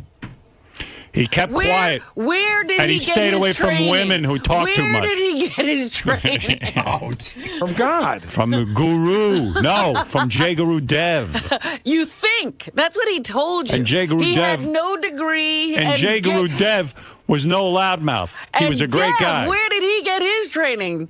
From a psychiatrist. Kmart. He got a degree from Kmart. And then we cut her feet off. Hey, anyway. Stop your noise. Gary, I'm not writing you a blurb. Sorry. Unless you want to use the Benji one. I used it already. Good. Oh, good. Yeah, it's done. It's good. done and over. And please credit Benji. Say this is Howard Stern's blurb that Benji wrote. I'm not going to do that. Why not? Benji deserves it's a credit. Your blurb. Oh. Well, everyone should know Benji wrote my blurb on Gary's book. Knows. Okay. I would never take credit for that. And Benji, are you going to write? What should I tell Fitzsimmons today when he's on the show? He's getting a blurb a forward from Benji. Are you up for writing the forward to his book? I definitely am. But it's going to be Benji wrote this. Yeah. And you know what I want? Just fill in the blank kind of thing. And is that going to be okay with Greg? Greg may reject that. Let's hope. So Benji and I both don't have to do any extra work. And by the way, speaking of psychiatrists, you know what? My psychiatrist would be the first one to say, "How come you didn't say no to the guy right away? What was the problem?" But that was my point. I think I hear that you've gone through this process in your head of what you've been going through in therapy. Right. And you're now saying, I have to say no because that's honestly the way I feel. Yeah, that's what I want to say, no. And I should have said no right away, and I didn't because I was on the air. You could have said, let me think about it, and then come to your no and go for it. I was trying to be a big hero to everyone. I overstepped my abilities. I think you were cornered as well, and that's what people do. Yeah, they press me. But by the same token, you did bring it up on the air. I did. Which puts you in that position. It's all your fault. That's what I'm getting. It is my fault. And by the way, I agree with you. You know, before therapy, I wouldn't have agreed with you. I would have said it was Greg's fault. But it's my fault. Anyway, here's Greg discussing this on his show. All right. You know what, man? You've been taking a beating for this whole forward for about a month. And by the way, he hasn't taken a beating. I like the guy. But today might have been the worst of it. And I just wanted to see how you're feeling, man. Like, are you pretty much done asking him about writing that forward, or are you still going to try and pursue that? Well, I'll tell you what. I am really fucking pissed, and I'll tell you why. I spent the weekend in Irvine because my son had a soccer tournament. They lost they got 1 goal in 4 games. They're potentially the worst soccer team in America right now, any age group, anywhere. And so that was a bad weekend. And then I come back, and I have so much fucking work to do on my book. And this is the final stretch. Like, I got a week to make the polishes, the change, the thing that will really make it go. And by the way, between you and me, who the fuck cares about Greg Fitzsimmons' book? He's crafting it like he's Michelangelo, and everybody's going to see this statue. And quite frankly, if anyone cares about it now, it's because I've been carrying on about it. This is the smartest marketing move ever. He's brilliant. Right. So I'm going to tell him that, and that gets me off the hook, right, Robin? Right. Right. Better than a forward. Right. Here's his forward. This is it. this is really good. This has a lot of substance. This is funny. To like, wow, this thing flows. This thing's. So I got that on my plate. I'm planning on pulling all-nighters. And then it's like you wake up to fucking full voicemail, 1,200 new emails, and then you got to deal with the drama that is the Howard Stern show these days in terms of writing this forward. So it's on. I got a phone call at 4:45 a.m. from Baba Booey, which is, really not why you get a telephone. You would not get a telephone if you knew that was even a possibility with your telecommunication system. And so I, of course, don't answer it. And I go back to sleep, and I get the message, of course, and they were trying to get me on the air because Howard wants to not write the forward. So I guess I've been called into the town square for a gunfight. And that's going to, It's no gunfight. I just what want are you talking about? He's nuts. I just want to be off the hook. I don't want to write the forward. I decided tomorrow morning I'm going to get up at the crack of dawn, and I'm calling the show, and we're going to resolve this thing. All I know is that this has become something that I can't wrap my head around. There was an option. All right. There was an out. That was not taken. Right. And instead, there has been a large price put upon him writing this in the. It's causing me a lot of angst. That's all I'm saying. I can't get it done for whatever reason. Fucking bloodletting of me, and now I find out I paid the price. Price has been paid. Mm-hmm. Product not forthcoming. So tomorrow there'll be a call. There will be resolution. Yeah, there's going to be no product. I can see. I have writer's block. Writer's blockhead. That's it. I'll tell you. I'm going to tell you about a great person I know. I just have one thing to say, though, that you two are perfect. He's only thinking of himself. Right. And I'm and only you tried to think of him, but you wound up thinking of yourself. So I'm a better person. Robin, I'm going to tell you about a great person. Okay. This person, who I happen to know very, very well, longer than anybody, wrote a book, never asked me for a thing. You know who that person is? Who? You. Oh. And thank you. You're quite welcome. Yeah. I didn't write a book to become a burden to you. Right. You wrote a book because you wanted to write a book. Yeah. I didn't ask anybody to write a foreword for me. You know why? I wrote the book. The fuck do I need a foreword? You know who I am. You're a good person. Oh. You are. You were. People say you're a 34 on the narcissism scale. I say you're a 32. Just based on that experience. Right. Thank you. It's all right. That means more to me than anything. Well, you were thinking of me when you wrote that book, and I appreciate it. You're your sweetheart. I love Greg. This is going to be uncomfortable. I know that this is going to take care of itself now, and everybody will feel good at the end. Yeah, I'm sure Greg will understand. Greg. Oh, wait. Buddy? Oh, wait. Greg, hey. Can you hear me? Yeah, now I got you. Okay. What are you doing, Scott? Just got to turn these on. I got to turn this on. Greg, first of all, let me explain myself. Number one. Wait, what do you think? I don't listen to the show? No, I know you do. I've heard you. All right. So what do you want to say? How about letting me off the hook? Here's the option. I swear to you, who put you on the hook? You put yourself on the hook. Absolutely, I did. I sent you a note with an option. Right. There was no fucking gun to your head. Absolutely. I have such a problem saying no to people that I just get belligerent and angry. Yeah. And he says yes and then gets angry. Yeah. This is why I'm in a psychiatrist's office. I didn't want to disappoint you. You're a friend. You're a nice guy. All this. But I don't want to write another forward. In fact, even my agent had said to me at one point, I thought you were out of the forward business. You've already written 4 of them. It's enough. Yeah. And when you put the note there, I was just like, oh, what's the big deal? I'll just No. I did not put the note there. But wherever the note was put, you wrote the note. Yeah, here's the thing about the note being put there is you were angry that I didn't listen to every single show, so I missed the comments that you said about it.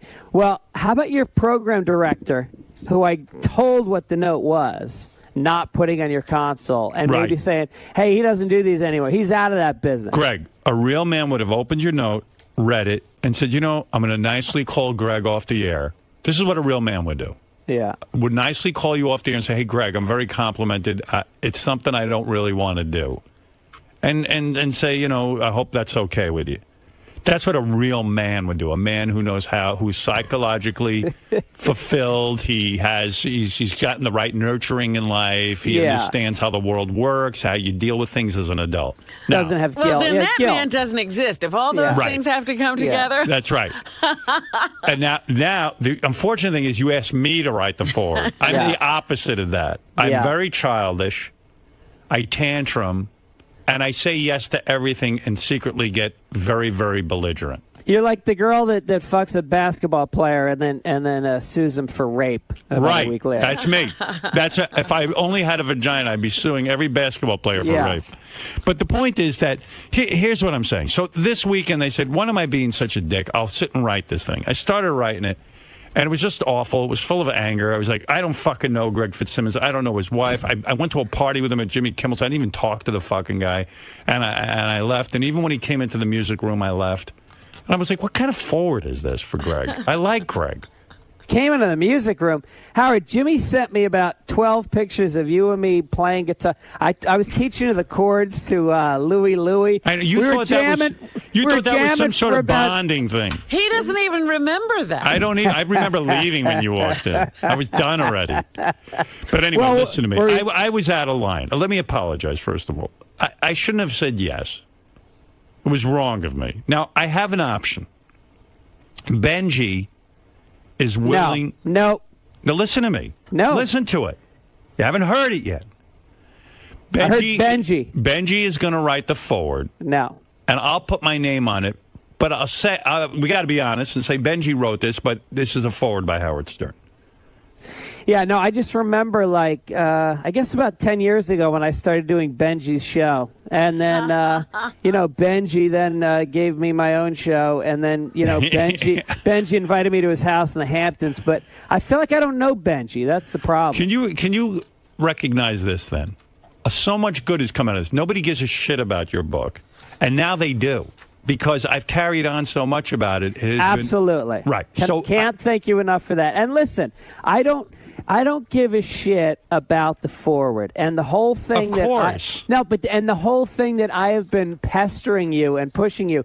I sent you a couple emails checking in on you and me. Period. Apologizing if I overstepped. But I never once said, "Hey, where's the book?" Because that became the spin. That suddenly I was. I want you to hear something. It's my fault, all of this. I shouldn't have said yes in the first place. Even now, I'm feeling guilty, like I should go write the damn thing. Don't write the thing. I don't want to write it. I don't want you to. There's some kind of mental block I'm having. I sit down, and then I look outside, I see a pool, and I go, I don't want to be in front of a laptop. This isn't my book. It's Greg's book. And, Greg, I swear to you, my forwards don't do any good in terms of sales. First of all, that Ratso asked me to write, when I had to write it for him, that book, I think, sold 2 copies. Here's the thing. Even with my forward, that Abby Hoffman book, I don't think there's one person who bought it. Here's the thing. You've been off the hook since the second I handed that note to Tim Sabian. It was not about commerce. Here's the thing. I'll be honest with you. Go ahead. I asked you to write this thing from the heart because you're a guy that I've looked up to. You're a mentor. Thank you. Your life is an example of what this book is about, which is about standing up to authority. And I asked because it was something that would complete the book for me in a personal sense. Right. And then when you said no, when you accepted on the air, you were thrilled. No, because there wasn't a moment where you wanted to do it, and I said to myself, well, it's pointless now. I wasn't asking you to sell books, and that's the part that kind of hurts. Yes. It's like I wasn't doing it like, oh, let me cash in on this relationship I've had with Howard. It was, no, this is a book I put 2 years into, put my heart into, and I put it out there to you, and instead, here's what happened. See, now you're making me feel bad. How about I do this? I'm going to have Benji write it, but I'm going to tell you that I wrote it. Absolutely not. Here, why don't we do Benji, this? listen to me. Hold it. Hold it. I got to have a conversation with Benji. Benji, write the forward. You're right. But if you don't mind, I'm not going to put your name on it. No, you don't mind doing that? We won't mention it again. All right, Greg, I'll write the forward. You know what? I already asked Howard K. Stern to write it a while That's ago. funny. Now you're being funny. I didn't want to throw off the typeset. You got to say that. You got to say, listen, I couldn't get Howard Stern, so I got Howard K. Stern. Greg, am I off the hook? Here's how you're off the hook. In the same way that the day you shit on me the first time, my hero, the day the man I cared about. You know I love you. I gave you a know. radio show. Look, I love you so much. How many guys you. do I respect enough to give a radio show to? Just crackheads and midgets. So I feel like I've really. True. So I feel like. Greg, am I off the hook? Well, can I finish? Oh. I'm up at fucking 4 in the morning. I got Baba Booey calling me at 4 in the morning yesterday. Can I finish? Go ahead. So I offered you the day after this happened. I said, "Look, let me print that rant, and it's perfect. Oh, it shows. Okay, it shows I'm you." okay with that. Jesus Christ! You think you could have said that 6 weeks ago? I didn't realize that was an option. Your news team told you it was an option. You could take all my rants. Here's what I want you to do. You Okay, get now mad at me because I don't listen to every show. You don't listen to your own fucking news team. I don't. All right, listen to me. All right, now I'm going to work out a solution. Listen to me. Yeah. Would you collect? I'll have my guys collect every rant I made about you and this stupid forward. Why is it stupid? It's stupid because what does it mean, really? I mean, what am I going to write? I mean, listen, I like you. What am I going to tell you? I think you're a funny guy. I don't know you that well. I'm your mentor. I don't even know you. You're not supposed to. You know who writes forwards? You know who writes forwards? People that the writer respects, and that the person. I can't do it. I'm having a hard time. I get it. I like your solution. If you're happy with it, I was happy with it 6 weeks ago. Take my rants. Yeah. There's a couple of them. Couple. Yeah. I'll have Jason's good at research. He'll research every one. There was one I did the other day I thought was hysterical. And you'll take it and you print it up or whatever, write it up. Just send it to me so I can see it. However you write it up. And that'll be your forward. And then we're done. And I don't have to do any work. Sounds great. And, then once I write it, I'll send it to you. You approve it. It'll take 10 minutes. Yes. I hope I read it. I was going to say, now you have to I'll read. read it. No, I'll read it. If it's stuff I said, I'll read it. Forward? Yeah. No, I won't read the book. I'll read the forward. I love this. So, okay, if I send you this stuff, you'll be all right. Yeah. You're cool with that? Absolutely. I mean, look Robin, again. happy ending. I said this would be resolved. I always wanted a happy ending. Happy beginning. Everybody's happy now. All right. Consider it done, Jason. And I hope you've learned something, Howard. What? Oh, yes. You want to know what I learned? I'm going to learn to say no to my friends. Just open and honest communication. You just said friends. You're my friend. You said friends. Now you're my friend. I hated you 5 minutes ago, and now I like you. Now you are friends. Because you took away my burden. All right. I don't want to be burdened by your book. You decided to write a book. I didn't. Hey, I absolutely gave you an out when I sent the note, and when you didn't want, if you had said I don't want to do it, there would have been zero loss in the column of how much I love Howard I am Stern. telling you, I am a complete jerk when it comes to this personal relationships and being able to say no to people and be direct. I'm telling you, it all stems from the fact that I can't stand to be said no to. Yeah. And I have trouble saying no to others. And I apologize for my lack of tact. I had a good intention. It sounded like something reasonable. And I realized I was not able to get this done. Well, I appreciate you saying that, and I believe me, I relate to it. I feel the same way a lot of times. I agree to do things, and then I sit around going, "What the fuck did I do?" I mean, get honestly, Ellen DeGeneres knows you better than me. No. Yes, come on. I mean, I've you been worked on with your her show. directly. Yeah, but I sit. What about her writing this? I sit 4 feet from me, and I look into your eyes sometimes, and I feel like something happens. Yeah, but you were at the Ellen Show every day. Yeah, I mean, you worked in a room with Ellen. I got paid to be there. That's what I mean. I've never gotten paid to sit in your room. That's true. And you never will. Greg, listen, I love this new idea because I am at fault here, and I want to make it all good. And so what's going to happen is, Jason, are you listening? Pull all my rants from the radio. Greg's going to shape them up, put them into the forward, and then he's going to send it to me. He's happy with that. And believe I'm me, very happy with it. You know what? I prefer this. This is organic. This is real. This is things I've said. Yes. And me being shit on by an authority figure, that's exactly what the book is about. Well, there we go. We've got a solution. Greg? And can I stamp the front of the book with forward not by Howard Stern? No, say the forward will be by Howard Stern. Okay. I love it. All right. I love it. All set. Love it, too. Easy solution.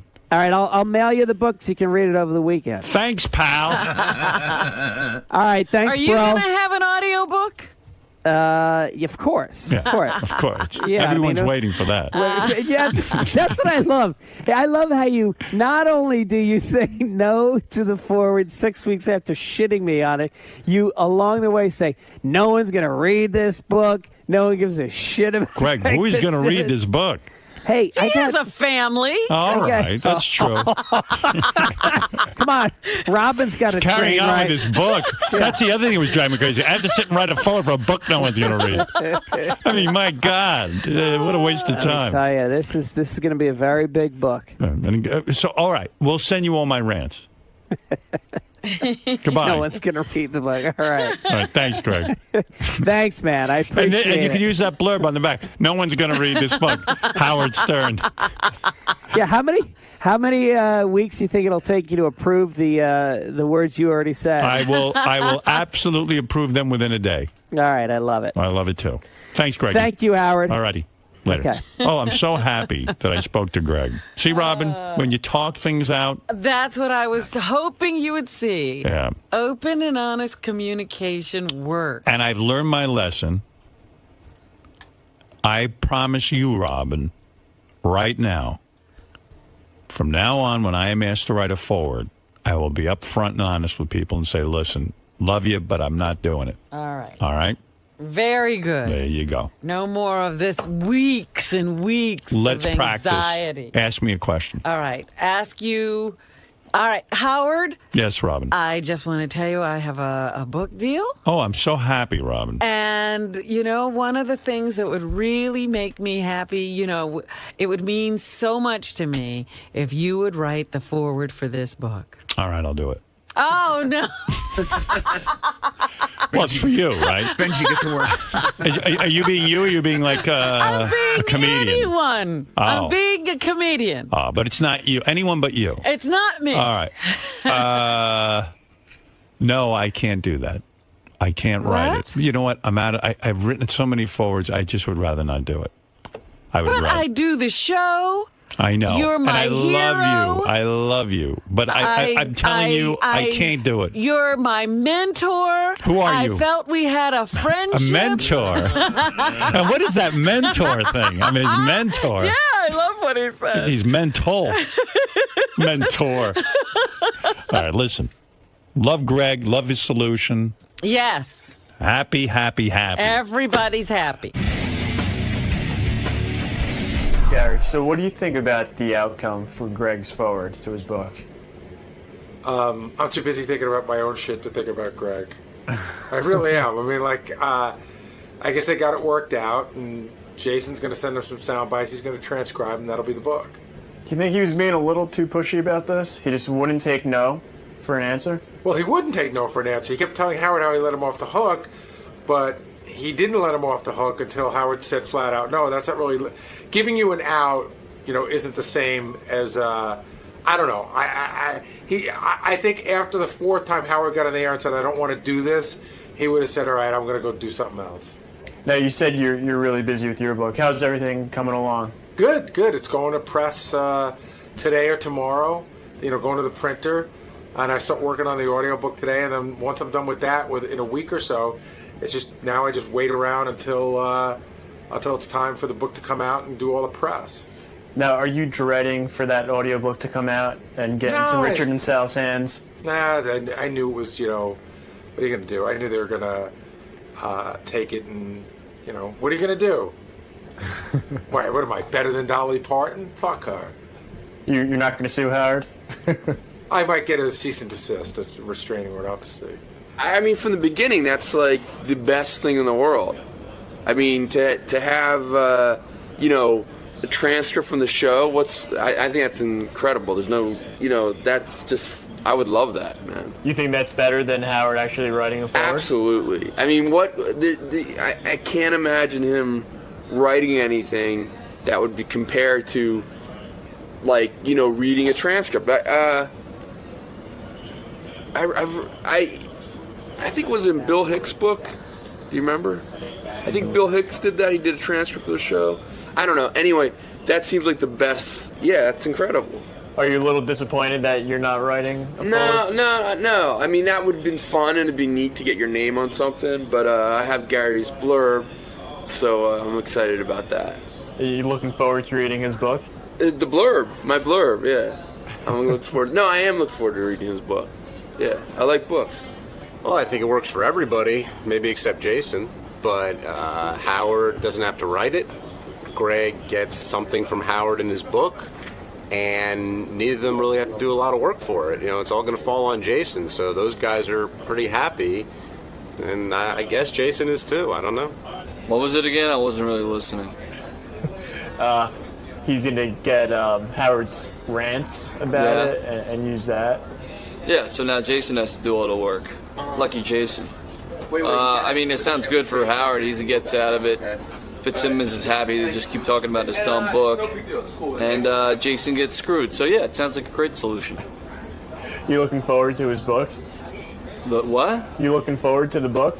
What's it? His life? Is that what it's about? I don't know. No, I'm not really looking forward to his book. About as much as I am to his next appearance. Hi-oh! I think he should drop it. I think he should really drop it. I like Greg. I think he's funny on the show. He's a nice guy to me off the air. I think he's a good guy. But he clearly wants the forward and is refusing. He should have just said, no, forget it, blah, blah, blah. But he clearly wants it. He clearly kept pushing for something. And he's getting it, and good for him. But he really should have dropped it. I mean, it's just over. I mean, it's overkill. It's clearly painting Howard. And anyone who listens to the show, which Greg does, would hear that. Are you looking forward to this book? Yeah, this has now become work for me, by the way. This forward. Now I have to go back and look up Howard's rants and burn them on the CD and get them over to Greg, and I'm sure he's going to want them quicker than later, so I now have to move that to the top of my priority pile, and it's great how Greg's book has now become work for me. Thanks, Greg. It's fine. Hey, it's better to have that than nothing. So, listen, of course, when you want something written, yeah. And, Howard said he should have agreed to it. And, but, at least it's something. And he can stamp Howard's name to it, and there you go. You looking forward to his book? I don't read books. I don't even know how to read. Don't write a book. Then there won't be a forward. Give up on the book. Don't do it. Then you don't have all the stress about the forward and its controversy and Howard saying things that are going to hurt your feelings. So just give up. Don't do the book. You looking forward to reading his book? Well, then, if he takes my advice, there won't be a book. So I can't answer that question. Who gives a shit? I mean, the whole thing is ridiculous. First of all, why would Howard waste his time writing a forward for a book that nobody's going to read? Do you know what I mean? I mean, it's a waste of paper. It's a waste of good trees. It's a waste of ink. It's a waste of time. It really is. It's a non-event. It's ridiculous. Just ridiculous, And I think Greenpeace should come forward for all the trees that are going to be killed for that piece of shit. Think of all the toilet paper we can make out of those trees instead for people in third world countries that could wipe their ass. But instead, that paper is going to be tainted with Greg Fitzsimmons' story. Ridiculous. We shouldn't be worried about Fords right now. We should be worried about people who need that paper a lot more than this idiot who's going to be wasting it for no good reason. Take that forward, Howard, and shove it up his ass. How's that for you, Chris? I liked it. Me too. I was going to ask you a follow-up question if you're looking forward to his book, but... Yeah, I do. I am looking forward to the forward. I'm looking forward to throwing it right out in the fucking garbage. I think the book is going to be a smash, because that's the sound it's going to make when I throw it in the fucking pail. The outcome? Yeah. Didn't they say on the air? Yeah, what do you think of that? They're going to use... He's going to use Howard's rants. Howard said on the air what the outcome is. Yeah. Why are you asking me? What do you think? You weren't listening? I was listening. What did he say? He said he can use his rants instead of him Then writing. that's the outcome. What do you think of it, though? Oh, what do I think of it? Yeah. About Howard not writing the forward. And just using I haven't rants. actually thought about it. What do I think about it? Right here's the outcome. You can hold that. You hold it.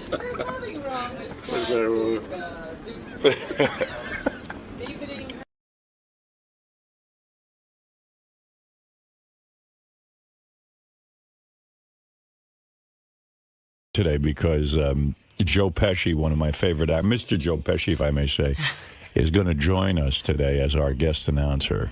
And Mr. We are Pesci, honored.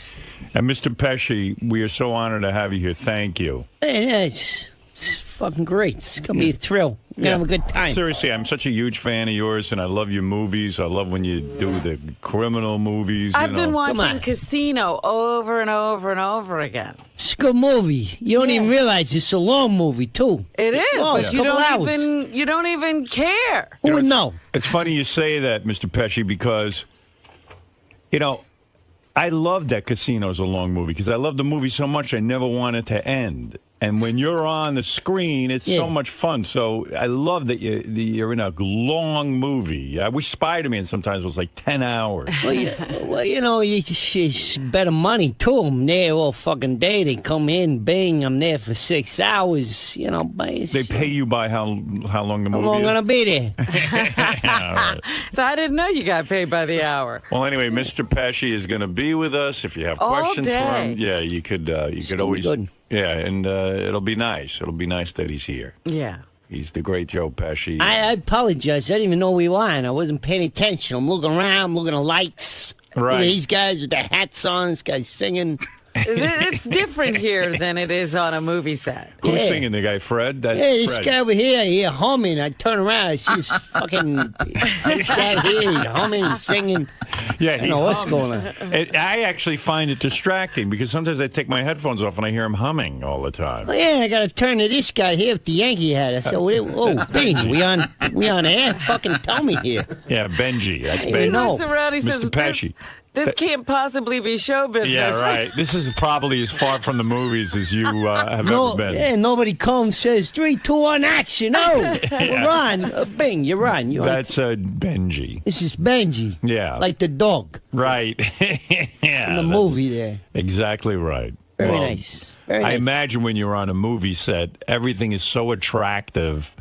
The people are attractive. The people work hard. They have it, and you turn to your left here, and you see Fred and Benji, and it's upsetting. It's just a little off. That's all. It's Yeah. radios they're dressing like they're fucking taking out garbage. I should have told you. It doesn't matter what you wear today. Doesn't matter. Right. I got all decked out. Yeah, he's wearing a suit. He looks great. He's got a red tie on. He looks fantastic. I didn't You know look if great. you were filming me. Well, we already said we can't film me. It's so strange when Union. With the union. When it's so strange because when I see you, I'm actually scared of you in a sense. I'm intimidated. That's why I call you Mr. Pesci, because I feel like you're in the mafia. You know what I mean? You're in so many of these mob movies, and you're so convincing. Well, it's called acting, Howard. Right. And it's called acting. But I feel like, you could walk over here and just beat me over the head with a frying pan or something if you got it agitated. If you twist me the wrong way, yeah, sure, bang. Just shoot you in the foot. Don't you feel that way about seeing him Oh, here? absolutely. I always think of him as the guys you see in the movie. Nah, I'm a good man. You I'm are a good man. Yeah.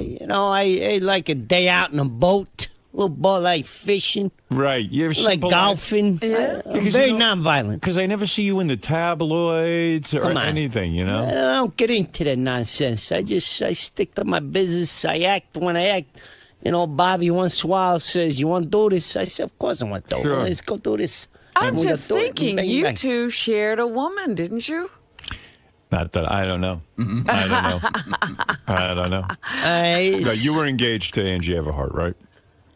Well, yeah. Didn't We had a work little out. thing for a little bit. Didn't work out. It didn't work out. You get tons of pussy, and people don't realize that. I mean, I don't know if you Get brag. whatever I want. Right. I say they know who I am. Before you were famous, Yeah. did you get tons of pussy, or was it like... In my neighborhood, yeah, but they had to be on the 3 feet. I'm a little guy. Yeah. But you always had a way with women, even though you were short and you weren't...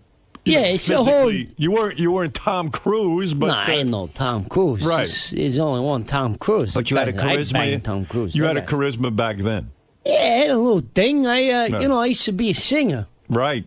I used to sing back in the clubs. And, Is that right? Absolutely. I got a couple CDs out, and back in the day, I started doing in the clubs, and me and Frankie, and we go in there, and we sing. Frankie who? Frankie Valli? No, come on. You Frank get- Sinatra? Come on. The guy's my best friend. You know what I'm talking about. Yeah, and I didn't realize you had a music career. That's amazing. Yeah, It really I is. put out a Christmas album and everything. Maybe you'll Sang honor us with a song a later. little Rudolph the Red-Nosed Reindeer. How's that go? For the kids. Yeah. Rudolph the Red-Nosed Reindeer. It's because his nose is red. He's a rat. That's why.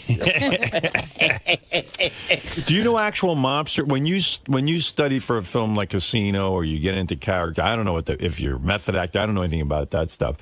But do you stay in character? Do you start to become a mobster in a sense? Do you just like turn it off when you get off camera?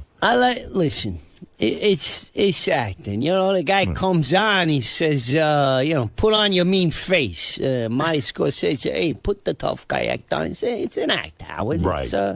Am I linked?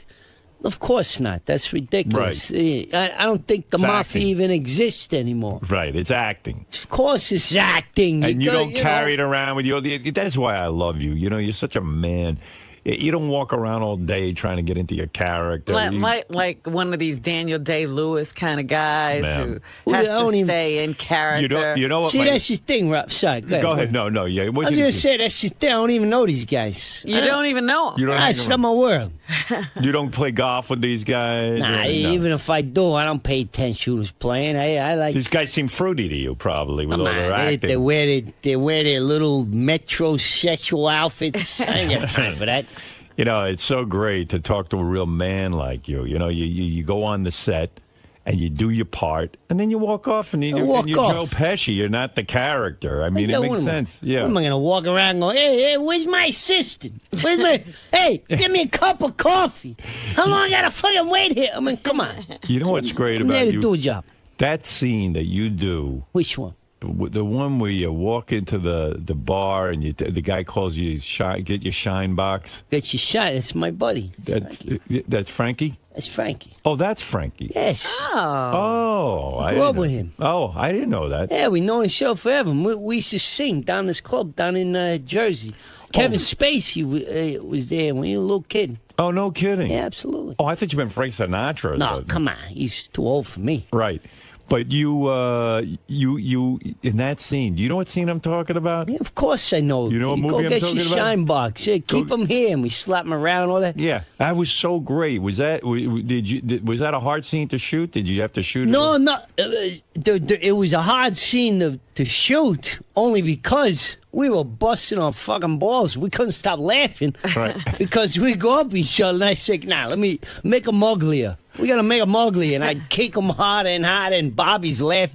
We had it. It took like 11 takes before Bobby would stop fucking cracking up.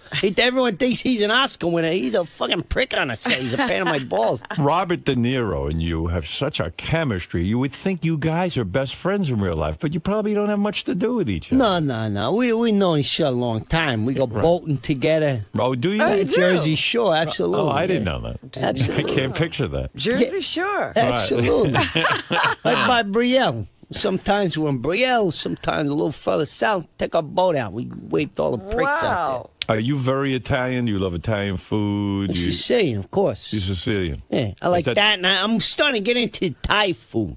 Thai food? Yeah, it's less greasy than the Asian food and the Chinese food there. It's got your spices. You're getting a little healthier. That's right. They got the curry thing and the red curry, yellow curry. I like it. So you love Italian food the best. Love it. And then when you eat Thai food now. It's the best. You Yeah. sit there and you get the satay. Yeah. Right? They'll dip it in the peanut sauce there and you fucking eat that. And she comes over and says, what do you want? I said Chinese iced tea or whatever the fuck they got there. I can't even imagine you in a committed relationship with a woman because you're so... You got no time. Yeah, right. It seems like you're just like a man of the world. Like, yeah, you'll fuck abroad, but... Has he ever been married? Have you been No, I don't want. I like to be married. I got little nieces, nephews, this and that. It's enough for me. Yeah, you're not I'd rather looking get a dog. Right. Yeah, I let him out the yard. He runs around. He shits. He comes back. I feed him. Boom, bang, thing. We're done. Right. And you don't have to sit there. It's not high maintenance. Nah, I got to change the diaper. And this one, she wants to be taken out every week. How come last week we did this? Now we don't do that. Let's get new drapes. Get the fuck out. When you do a movie and you hit a guy like remember the movie, same movie where you got hit with the baseball bat? Or was that Casino at the end? Casino at the end. Yeah. Again, me and Frankie, that's why we're busting on fucking... We couldn't get through that scene because in Goodfellas, you're talking about how